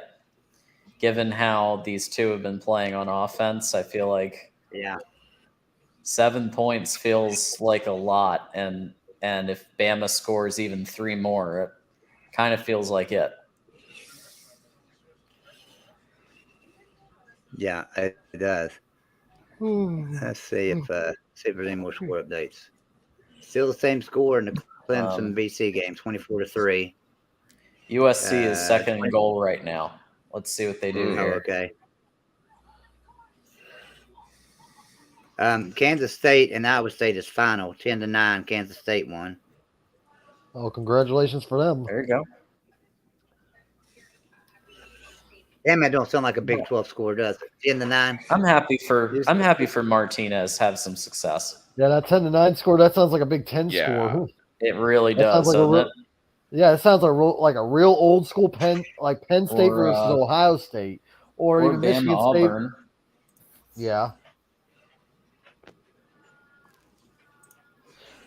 They spend more time beating the daylights out of each other than actually scoring. I just want to say that the 1984 BYU Cougars are the greatest team ever assembled. Okay, Christopher Foot. Are you drinking Jack Daniels? We got Chris Foot in the chat now. Let's go. Christopher Foot is here. He convinced me. I'm a believer. That's it. And also that there's the AP poll, there's the coaches poll, and then there's the Foot Index. Yeah, I believe in the Foot Index. I don't know why we're not. I don't know why this is just now coming out. There, I renamed you D4. I had to rename you after that comment.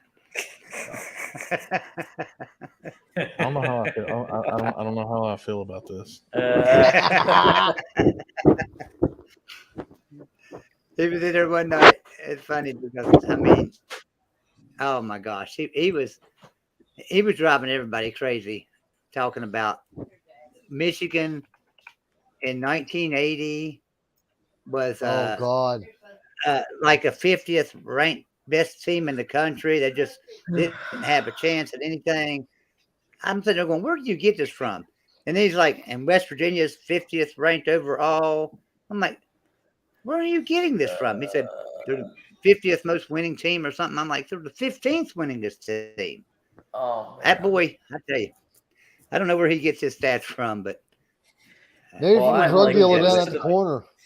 It was to the point where we were begging DeReal MVP to call in because we didn't want to end on Chris Foot. So DeReal called in, and then then when DeReal was calling in, then it was like his head was underwater every like minute or so. It was like, it was regular, and then it was whoa, but at least it was still an improvement. Mm-hmm. Yeah, but he should have stayed under the water for a lot longer. He needed more practice of like the Marine Corps. Put your head in the water for 5 minutes and then come back up. Then the next time 20, then 30, an hour. Yeah, the Navy SEALs do that too. Yeah, but with the Marine Corps, they want to make sure you don't die. That's the reason. So USC has kicked a field goal, 27-14 now over Washington State.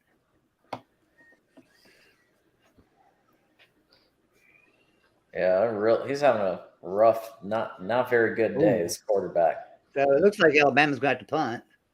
Yep. Oh, lovely. Yeah.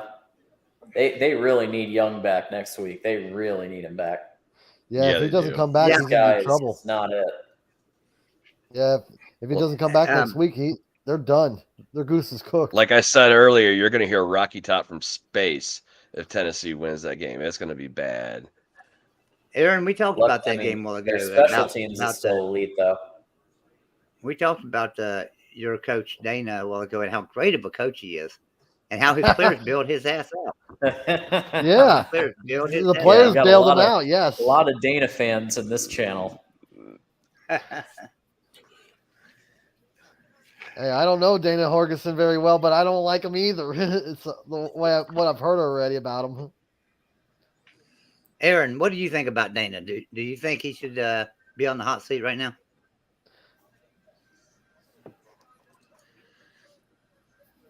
Oh, wow. They're going to review this? What they reviewing? What happened? They're saying that Texas A&M had 12 men on the field on that punt. Oh man! It'll result in a first down for Alabama. Uh-oh. Yeah, it will. Oh, jeez. Yeah, because it was 4th and 4.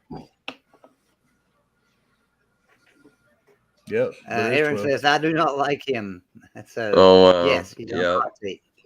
Oh, that dude would be benched, and he would not see the field. He jogged off. Oh, damn. Yeah. Jogging off. You're supposed to sprint off the field like your ass is on fire. Yeah, with that's too bad, man. That was A&M. That was A&M's chance there. Wouldn't have happened if D4 was running things.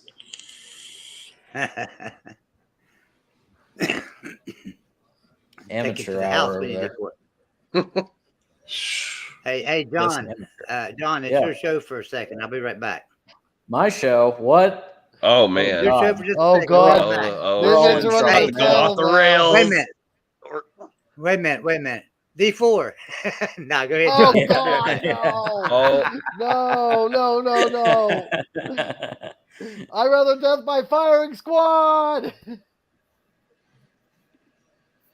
Illinois is trying to hold off Iowa right now. It's still 9-6. They're trying to force offsides.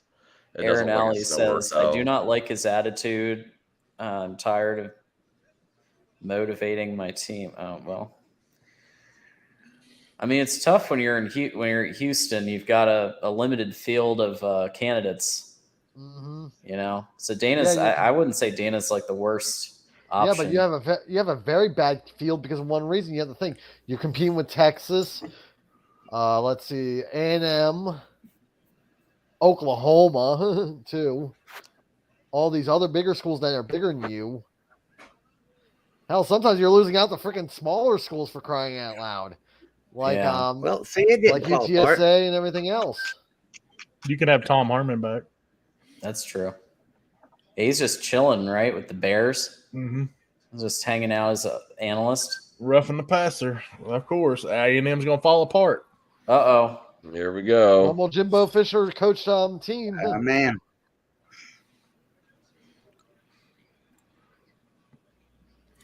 Yeah, that's dirty. That's a dirty hit. That's not, yeah.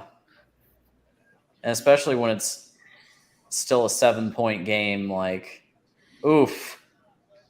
Oof. Yeah, did you see the hit? I did just now. Yeah, that's dirty. I don't care who you are.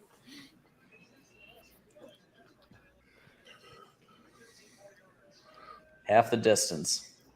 You can't like after he's already thrown it, you can't 2 seconds later go after a knee. No. Mm-hmm. That was definitely dirty. You can get dirtier than that. That's all I can say. Oh. And he's kind of hobbling too. Yep. Stuffed him in the backfield.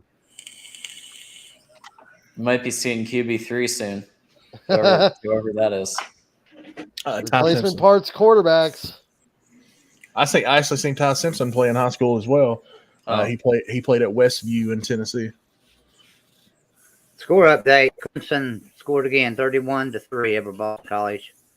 4 minutes to go in that game, so that game's done. Yeah, with Clemson, that's a game over. That game's done. Yeah. Aaron's actually how much okay with time's on getting the clock. back, so. Man, they tried to go to the screen or the bubble. Yeah.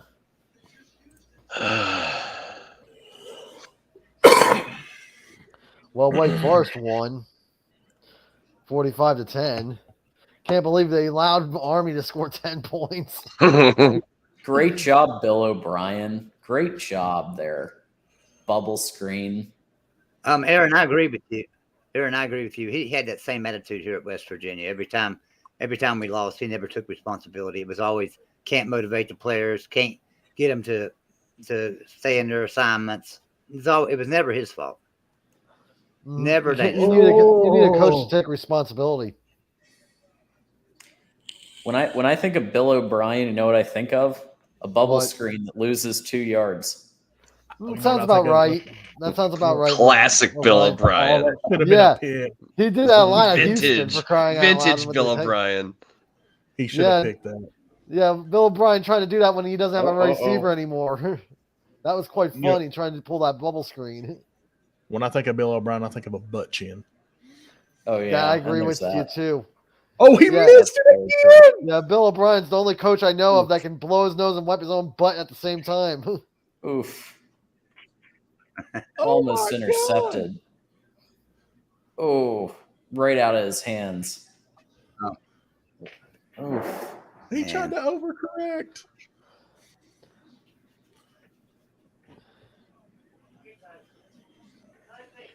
Oh, and Bama's having kicking problems. That's also a vintage situation. Man. Someone poisoned the well at Alabama. Who did it? Yeah, but Jimbo Fisher still has to do something on offense to pay this off. Yeah. How many goats does he have to sacrifice to pull that one off is the bigger question. I mean, that would be really something if he wins, because that would be the first time ever that a assistant to Saban won twice. No. Twice. Back to back. Yeah. Back to back. Okay, twice. And I'm pretty sure twice ever, but definitely back to back.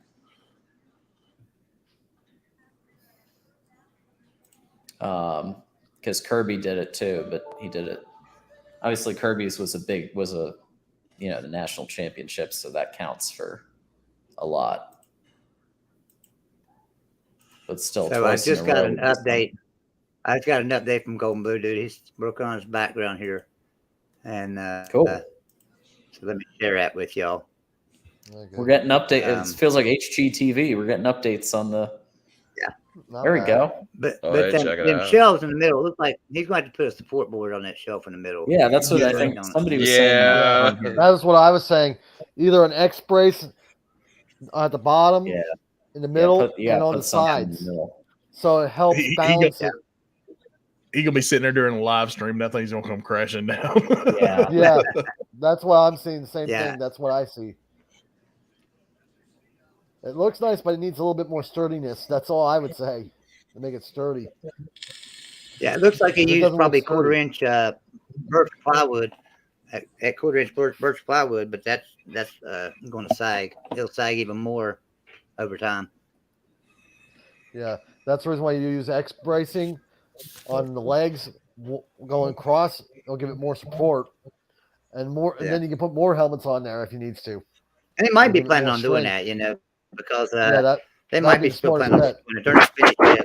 I think they ran out of time today, and he's just trying to get it set back up for the week because his dad can just come and help him on the weekends. One more chance. I showed him there at Golden Blue Dude. I showed him the update there. Yeah. Yeah, Joey, if you want to share that point of doing the X bracing on in the front legs and in the back legs, he went out of bounds. Because you don't really have to do it in the back legs because you have the other, you'll be pretty much a horseshoe of X bracing that goes to the highest point on the shelving unit down to the lowest point of the opposite leg, making an X. Well, his dad's a carpenter. His dad's a carpenter, so like I say, he should know that too. He can only help him one day. That's a good start right there. That's a good start. Alabama has 4 turnovers, the most turnovers they've had since 2015. Holy cow! Are they gonna get a hold? What's this? No, that's face mask. Scoring update, guys. Oof. 17-16. Florida State, NC State. Illinois just finished off Iowa 9-6. Oh man. There's about 12 minutes still in the fourth quarter in that game. They did not need that right there. And I'm ticked now. I'm ticked off. They did not need that. A&M's Florida now State's defense has to wake the hell up. Yeah, they do. Well, their offense needs to wake the hell up. They haven't scored no points since the first quarter. Yep, I agree. The offense and their defense needs to wake the hell up. Like both sides of the ball need to freaking wake the hell up. It seems like it's Wake Forest all to go over again.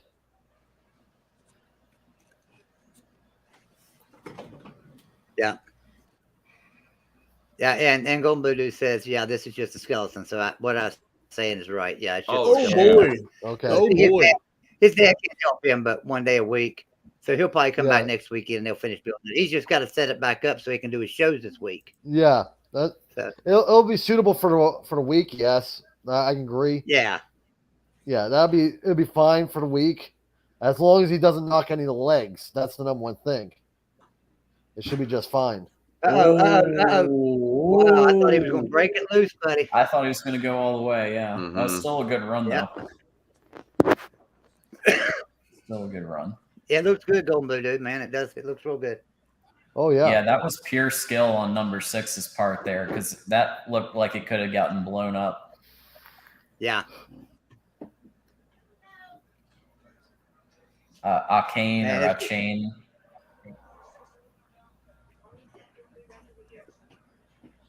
Well, that was a big spread in this game, but I imagine not too many people took the spread. I mean, I can imagine. No, I definitely thought it would be that A&M would cover.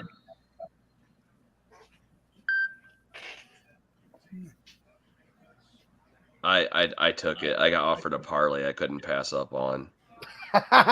Yeah, never trust parlays. You never trust I know, but man, I couldn't parlays are myself. freaking loser bets. You're better off just throwing that money down the toilet. That's why when I do parlays on those. Hell, I'll do parlays on week zero. That's it. I'll do parlays on week 0 and week 1, and mainly just because that's when you're going to get the best lines. They're going off last year's stats and everything else, so you're going to get the best lines. And if you know who's going to be a little bit better team this year, you can win some. So that's the only time I'll do parlay bets. Yeah, but the rest of the time it's just garbage. Yeah, it is. But you can win some money in week 0 with them. I can see that point.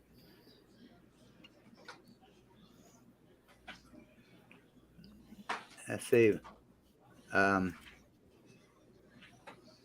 Although that Nebraska Northwestern really messed things up. Bad Big Dog says Alabama sucks right now. They deserve to lose. I kind of hope they do. Maybe it will wake them up. Well, they're missing their best player, to be fair. That's true. Yeah, but a shot to the chin always helps. It helps turn that team back around sometimes. Sometimes it makes them meaner. It's like punching a dog in the chin.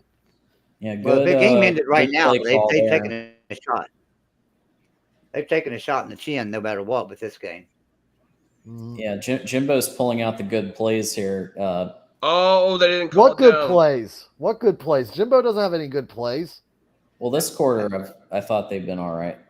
Yeah, but that could be also the players, too. Yeah. Well, the players definitely made the one play really work, the read option there. They're going to go. Did it fumble? Was it down? No, it was down. Was it incomplete? Yeah. It was down. No way. I mean, they'll still, for fun, they'll take it in, but. Yeah, and for fun, also they'll King is for a half hour. King is hobbling a little. Oh, lovely. Aaron, take care, buddy. Appreciate you coming in, man. Yeah, there's no doubt he was down there. Definitely. So it's 2-yarder. Pretty much have to go for this. Yeah, you don't have a choice here. This has to be the best play you called all night. Yep. They're going to call timeout. It's getting ready to go to commercial. Oh, boy. Yeah. Better really think this one over, boys. Yeah, they had 1 second on the clock when they called that timeout.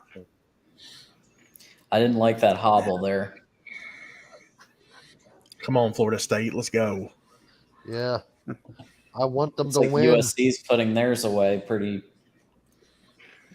decent. Oregon has scored again.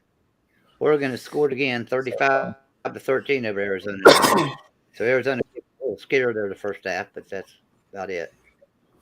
USC 27, Washington State 14, Clemson 31, Boston College 3, Florida State 17, NC State 16. And what's the score of the Iowa game? I don't have the Iowa game pinned. 9-6 Illinois went final. Oh, okay. Illinois has 5 wins. Congratulations, Illinois. That's a rarity. yeah. We are in the twilight zone. Total what, how many what ancient ritual did they do to get those 5 wins is the big question. And Kansas is 5-1. Kansas, yeah, they can pull something out of their ass every so often. Give them a break.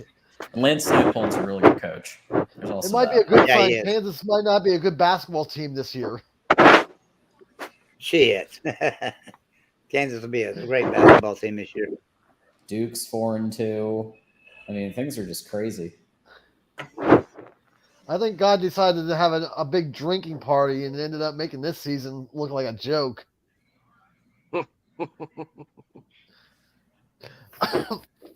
And I think God decided, I'll make Kansas into my image. Yeah, you made them into your image. And can you please stop it? Shall be done. Everybody's now saying, says Alabama might be number 10 at most, says Bad Big Dog. Nah, they're all right. It's still Ohio State, Alabama, Georgia, and then everybody else. Although, and D4 dropped out, he must have lost the service. Although Texas is playing like a top 5 team right now. Yeah, same with Penn State. Hell, Penn State might move up a little bit in the rankings a little bit more this week. Yeah, next week's going to be fun. Oh, yeah. Fun for who, though? Yeah. That's the question. I would tell Michigan. We'll figure that out next week. Yeah, I would tell Michigan, start worshiping your God. Pass caught. First down. They got the first down. Nice. It's looking good.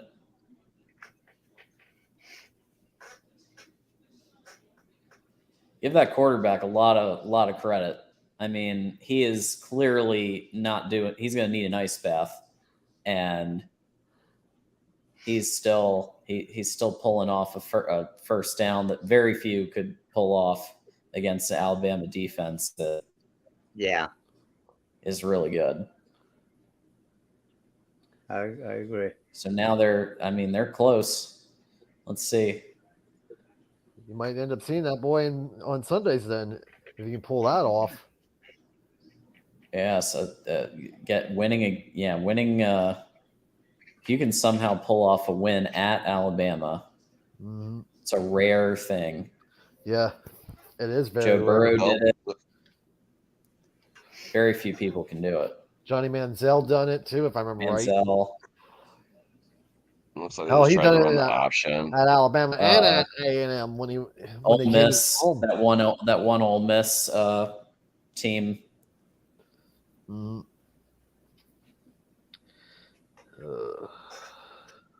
But it doesn't happen often. No, it doesn't. 3rd and 11. I don't like a QB 3rd and 11, man. Yeah. Oh, I didn't like that.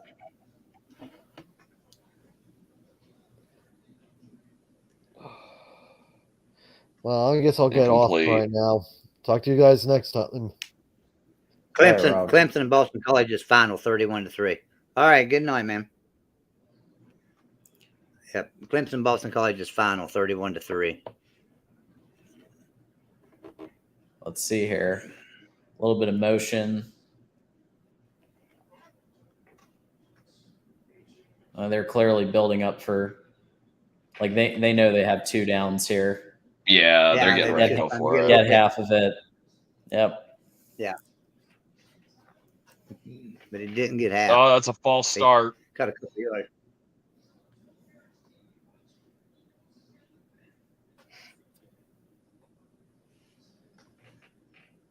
Yeah, it's going to be 4th and 13 now. You must be ahead of us. You're ahead of me. I'm just now getting to that play. That play's just now snapping.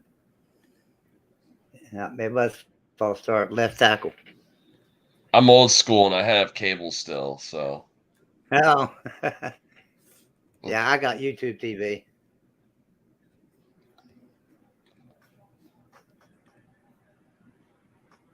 I like YouTube TV pretty good. I used to use PS View a couple of years ago, and I really enjoyed that. You could stream 3 games at the same time with it. We're dropping like flies now. Yeah, I know, man. Number 2. John will be back, I'm sure. Yeah. Well, I mean, Mark's starting here any minute, isn't he? Yeah. There's John coming back. Yeah. Yeah, my AirPods ran out of juice. Oh, I gotcha. Oh my God. Oh man, another false start. Yep, they're getting ready to kick a field goal right now. Yeah, they got damn. That sucks. And they just made it, so it's 24-20 Bama. Ugh. Onside now. Well, gonna do the onside. I guess they have no choice. I mean, there's 3 minutes to go. Defense played okay, so maybe they can stop them. Yeah, they just want the commercial. Maybe you kick it deep and just try to hold them. Self-inflicted. How many timeouts Texas A&M got? Let's see. Oh no, Texas A&M only got 1 timeout. They got it. They got to go in onside kick. Yeah, Texas A&M just has 1 timeout, so they can't kick it deep. It's 30-14 USC now. Yep. Yeah, they've iced it. Yeah. USC's looking good. I just want Florida State to pull it out. That's all I ask. Florida State pull. They got to keep me perfect. I mean, that's been I'm perfect on the season picking my upsets. Yeah.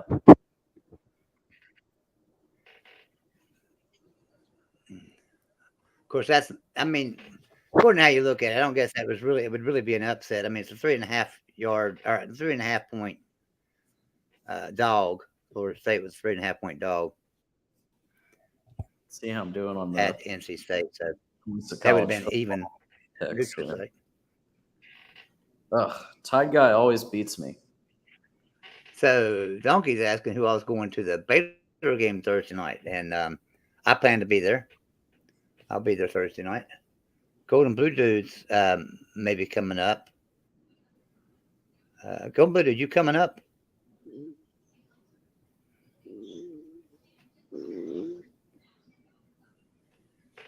I know he talked about it. Trying to keep up with these scores here. Let's see what's going on here. Nothing's changing. Everybody's in timeout. I mean, none of the clocks are moving, so everybody's in like timeouts or TV commercials. I think Coastal Carolina is about to. Yep, they just went final.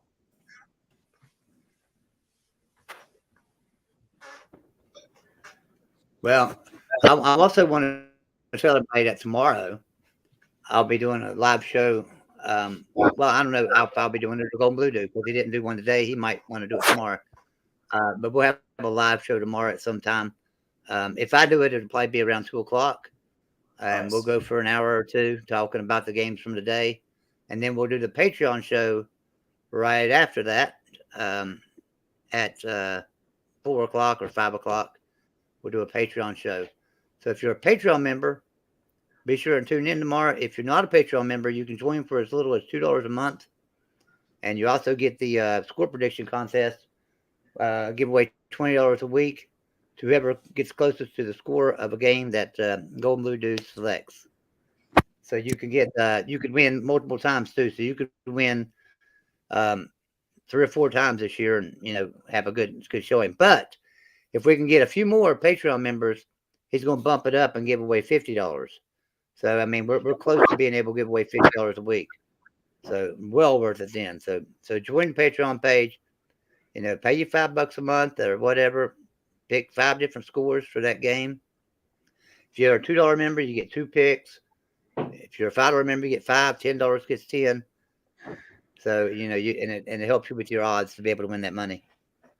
Donkey says it'd be in section 232. All right, man. Well, I still don't know if Golden Blue is going up or not. We'll find out and announce it in the show later on this week. And if he comes up, we'll probably be out there tailgating together. So look, everybody to come up and meet us and talk. Let's see what we got here. Looks like NC State took the lead on Florida State. Oh, man, they did. 19-17. Sure did. Come on, Florida State. You ain't scored a daggone point since the first quarter. That's sad. Man, I can remember the Bobby Bowden days, Florida State. You couldn't stop him.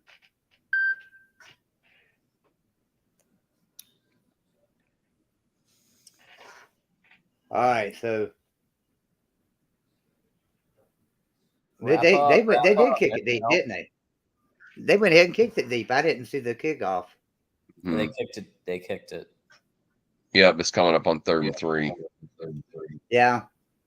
I just gotta stop him one more time. Oh, they got him. They stopped him? Yeah, they stopped him. It's 4th down. Wow. Good deal. Good deal. Yeah, it's like 4th. It's 4th and 2. I don't know why I like upsets. I like thrilling ends. I don't really care who wins this game, to be honest with you. But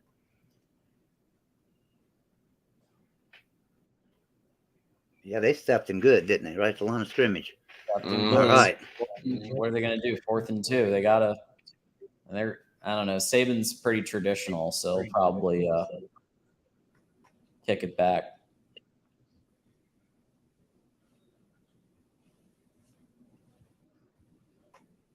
Yeah, I don't see him going for it down there on 4th and 2 that close. He's going to kick not out. with the lead. With the lead, no. Yeah, he's going to kick that ball. So then you can bring the clock down a little, but you're going to be A&M's going to have like what 2 minutes. Yeah, they're going to be in 2 minutes. Now let me ask a question: does Alabama fall into the trap? Do they do a prevent defense and fall into that trap of that prevent defense? That's a good question. God, I hate it when teams do that. But Nick Saban's smart. He's Yeah. probably not do that. I think you're going to see some heavy zone, because they're in an obvious passing situation. Sounds good, Donkey. Sounds good, man. We'll be there, and if we are there, one of us is there. We'll be live streaming, so you'll know where we are from the live stream. One or both of us are there. Which, like I say, I plan on going. So, 19-2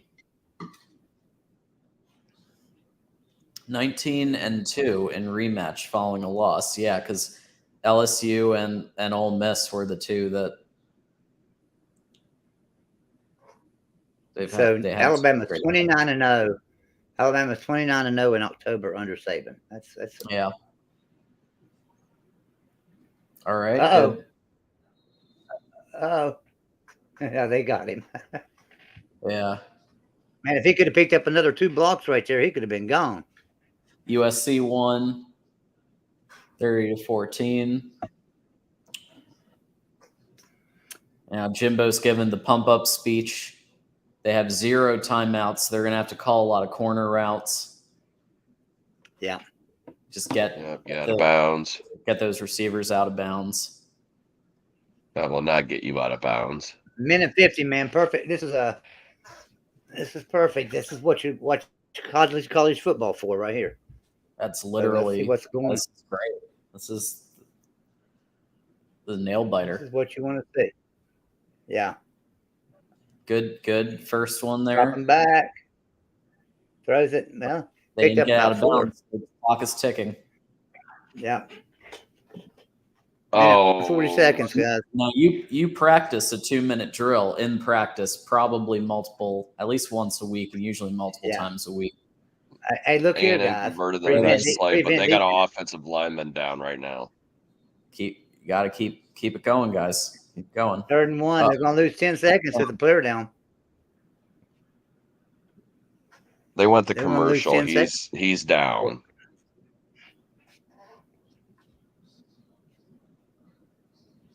They're going to get immediate timeout / injury timeout. Yep, they're so already that's a on 10-second runoff for a 5-yard penalty, right? That's a 10-second runoff for 5-yard penalty.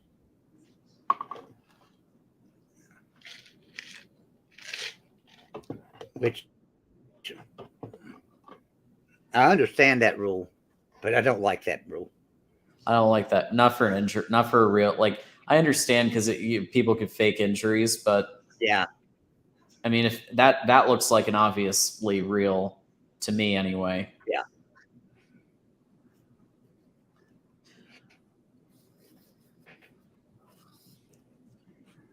Yeah. So, man, these games are. When you get down to these last few games through the day, they go really slow, don't they?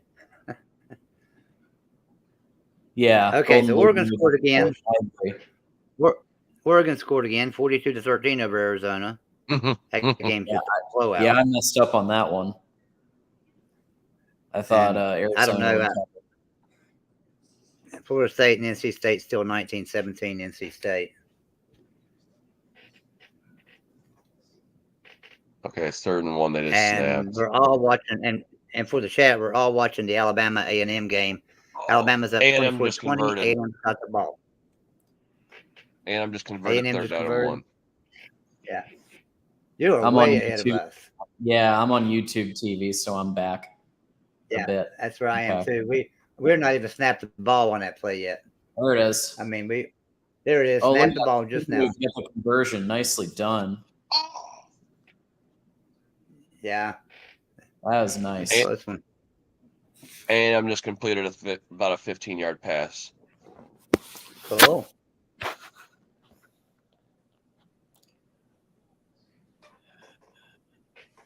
Cool. Sounds good. Wow. Caught. Wow, that was a catch, wasn't it, man? That was a good. I don't know where the hell that quarterback was throwing that. I think he was trying to throw it away. Might have been. Now they're I think now he just they're didn't driving. get enough on it. Oh no, not a false start. Jesus. Oh, they're reviewing it. Man. Oh, they're reviewing the catch. Yeah, let's see it. That looks like a catch. We're gonna have to see another angle on that. Yeah, I got to see a different angle than that. This one might do it. I think it's a catch. I didn't see anything there. Ball's in his left hand. On the field is reception, so it would have to be incontrovertible to overturn it. I mean, the ball was in his right hand, and his left elbow is what hit the ground. So, yeah, I think he secured it. It's a great catch. Yeah, it's a great catch. He cradles it. Yeah, good catch.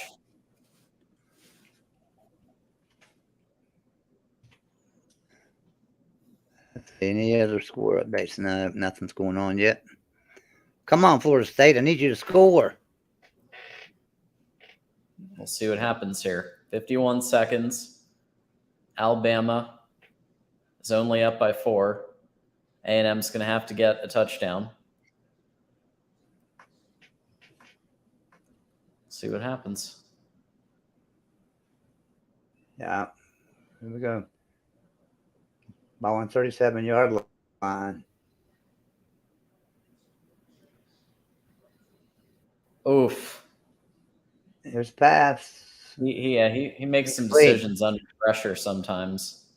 Yeah. Yeah, that could have easily been. That could have been tipped and intercepted there.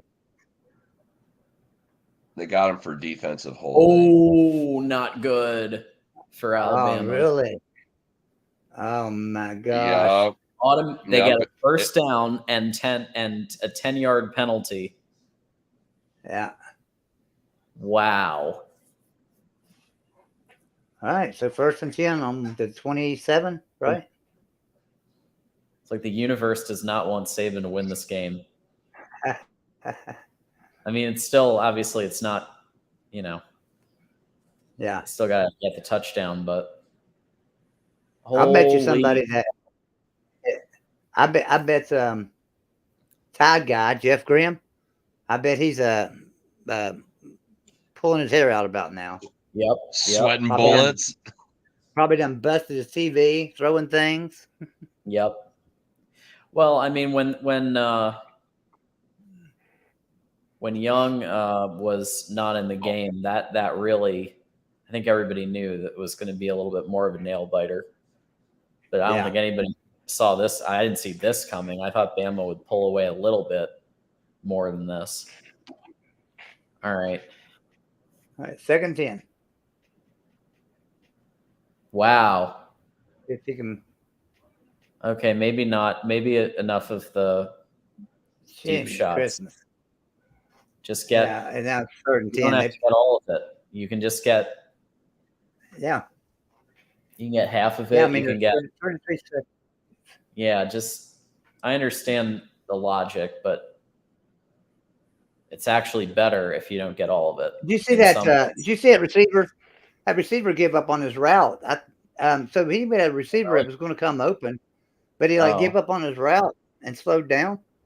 Well, they're going to get chewed out in film on Monday. Yeah, it was like he just stopped running. Oh, nicely done, 7. Who was that? Wow, and he just took 2 out. Oh, Muhammad, another one for Muhammad. Yeah, he took 2. He took 2 Alabama guys with him there. Did you see that? That was awesome. It was. All right. They're gonna spike it. All right, down to the 15-yard line. 1st and 10 from the 15. All right, spiked it there. So what they got 3 plays to the end zone right here. Yeah, honestly, it's plenty of time at this point. Oh yeah. You don't have to get it all. Muhammad seems like he can catch anything right now. Yeah, he's played a good game. Man. Bama fans are praying. We'll see how that works out. Haynes King is a fighter, man. He is just. I have a lot of respect for him after this. No matter the outcome, don't go backwards, man. Good decision there.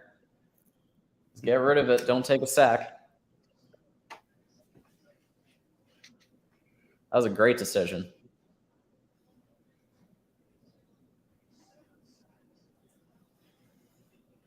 Oh! All right, 3rd and 10. No spoilers. We're behind. No spoilers. All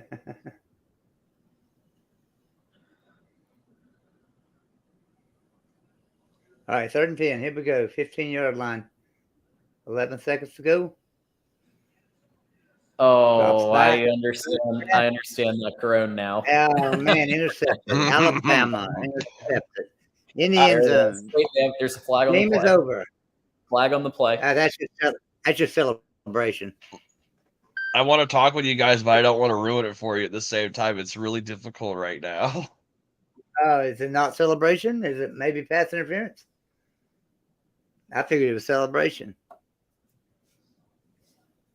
They got him for pass interference on the defense. Oh no! Oh wow! Yeah, buddy. Distance, isn't it? Oh. That's half the distance. So now it's 1st and goal. Holy shit! 1st and goal from what, the 7 now then? And don't they get a few more seconds back? I don't know. I don't know. I don't think so.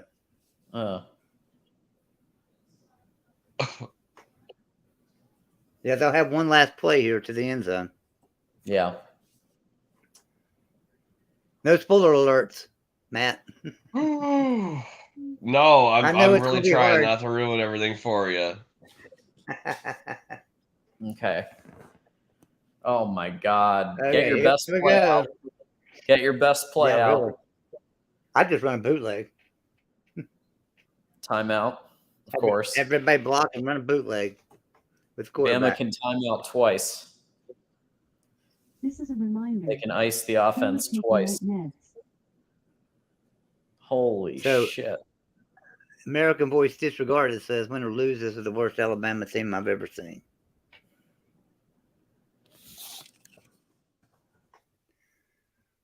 Well, look at the stadium. Boy, that's a quiet stadium, isn't it?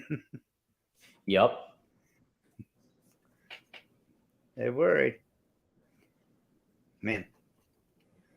But this is just perfect for college football, man. This is great. I mean, this is the. I mean, we're going to be talking about the. I bet when Mark does his show, we're going to be talking about it.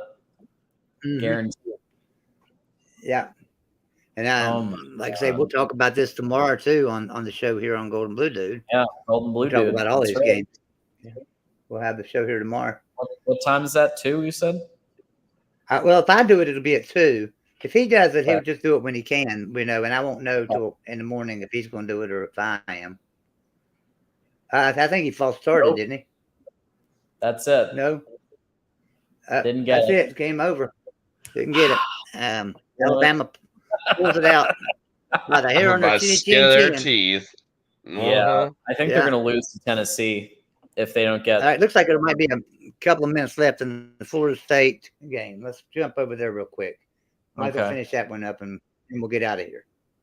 Yeah, I think they're going to, unless they get Bryce Young back healthy, I think they're going to lose to Tennessee. Might as well get this out of the way here, too.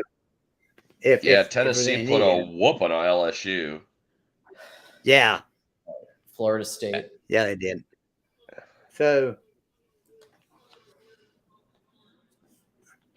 see if we can get caught up on this game. So it's NC State's winning 19-17 over Florida State. Minute 52 left. And that's all I know because they're just showing a sideline shot. I have no idea. Oh, targeting. That's targeting by NC State there. That's 15 yards and won't be able to. Yeah, that's targeting for sure. Didn't they change the ejection part where they're ejected for the game, but do they still have to sit out for next game? If he's ejected, he's ejected next game or next half, the first half of next game. Still next half. Okay.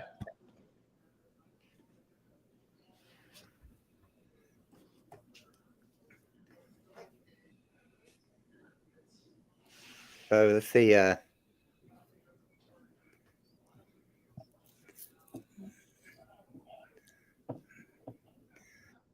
There's no need in ever watching the Oregon-Arizona game. I'll let everybody know in the chat right now. Oregon is destroying Arizona 49-13. So I think that game is over. There's still 3 minutes. There's still 3 minutes in the third quarter there.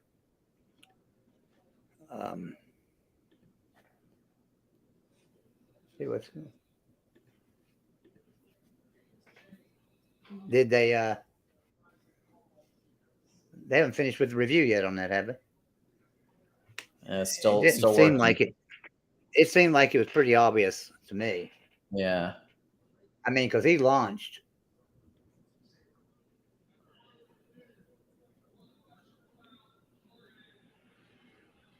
Yep. Yep, he's out. They don't have to leave the sideline now, though. They can stay on the sideline. That's cool. Remember, they used to take them off the field. They used to go to the locker room. Yeah. Yeah, they can stay out there now. That's nice. Yeah, I don't love the ejection into the next game, unless it's like really egregious. Vandy says that Vanderbilt's only lost the number 1 number 9 and number 15. No, Vanderbilt ain't lost to Ohio State. Ohio State's the best team in the country. Yeah.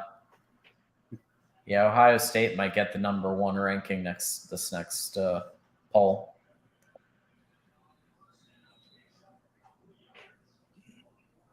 And if Michigan can put together a whole game like they did the second half, then they're up there too.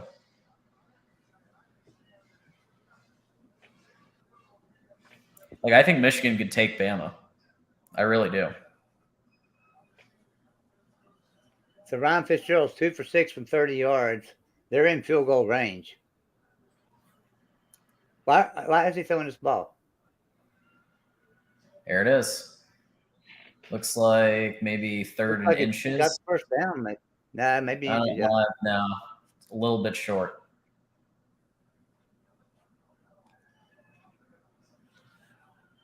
Still got all 3 timeouts, it looks like. Plenty of time. All they need is a field goal. So just get as close as you can. And they get the first. That's even better. Florida State's in a great position right now. Now you got to milk the clock down as much as you can. True Seminole, show me a chew, man. All right. Thanks. Guys, this is it. This is it for my Seminoles right now. There you go. Seminole time here.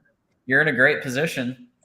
I know. Yeah. Get yourself more room for field goal. This was my upset lock of the week.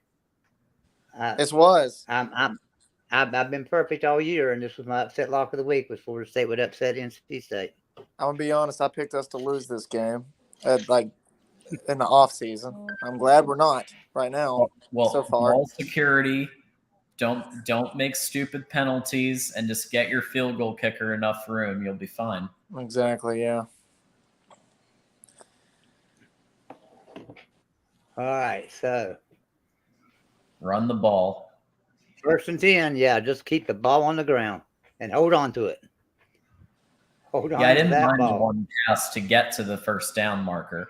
That was fine, but now you got to run the ball. Yeah. They're trying to center this up as best you can. I'm going to be honest. FSU's kicker ain't the most accurate in the world. Really? Yes, absolutely. Oh, I like that. I mean, it didn't work, but I like that play call generally. Yeah, going to the boundary with the run now. Yeah. Yeah, less likely to. Yeah, 1 yard. That's still a gain.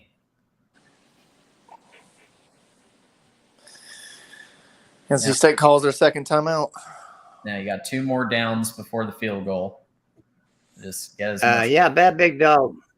I think he's hurt. I think he's hurt that bad that he had to sit out this game. He didn't hold him back. I guarantee you. If he was holding him back, he'd have put him in. Bryce Young. Oh yeah. How did that Bama game end? Bama won. Bama won. Yeah, by the skin of their teeth. They were down. Texas A&M was down on the goal line. Time ran out on them. It definitely wasn't the game everybody thought. I mean, everybody thought that there was going to be a whooping after the offseason mechanics. Yeah, I heard crazy score predictions. Yeah, I don't mind watching Jimbo Fisher lose. Why did he throw this ball? What? Oh, we don't know. Why did he throw that ball? Why did he throw the ball? What? Oh my God. That was. Oh my God. That was the most ridiculous thing ever. Oh my God. That's it. This game's over, man. Questionable Norvell, because he had a really questionable one against LSU, but they got away with it. True Seminole, hot seat. Oof. Yeah, that was really stupid. Oh my man! Is that an RPO where he gave the quarterback the decision? You got to be kidding me! I cannot believe that's sad. What? I can't believe this happened. Nowhere. I can't believe it. That's a dumb. You were in the perfect position to keep it on the ground, center up, and hit it through the uprights. Yeah. So he must have no confidence in the kicker. Oh my god. That's the only way I can justify that is if they just don't believe in their kicker at all. I can't believe that happened. That was boneheaded. Man, I can't believe that. I mean, you did Well, say guys, your kicker wasn't very good, so Yeah, maybe he's not. But he that. did hit it. He hit a field goal earlier in the game. Yeah, I don't know. Well, if they kept it on the ground, that would be a good idea. Yeah, there's no excuse for this. You should have kept this on the ground. 34 seconds, only one timeout. Kept this on the ground, kick the field goal. Yeah. Yeah. And if you lose the field goal, so what? Boneheaded coaching decision there. Yeah. That's the dumbest play call all day. Yeah. And there's been some rough ones. All right, I'm gonna go cry myself to sleep, guys. You guys take it All right, easy. man. All right. We're gonna close out the stream. All Yeah. right, thanks, man. John, you want to shout yourself out there one more time, tell everybody where to find you, and let's get off this stream. Yeah, absolutely. At John Diadamo on Twitter. I'm also on D4 Sports. We do a Michigan show every week, and I'm on College Football After Dark on the Mark Rogers Voice of College Football channel, and we do that every Sunday night. And so check that out if you want to get all of our takes. And that's that. Go Blue. That's right. John, thanks for coming in, man. Appreciate you. Thanks for having me, Joe. I want to thank everybody. That participated, came in the show tonight, even if it was just for a few minutes or if you stayed with us most of the night. Appreciate you coming in. Appreciate everybody in the chat. And Golden Blue Dude will be back. You've seen the update on the shelving. It's looking good. As soon as he gets his office arranged, he'll be back on here probably tomorrow, I would say. So we'll see everybody later on. Thanks for coming in.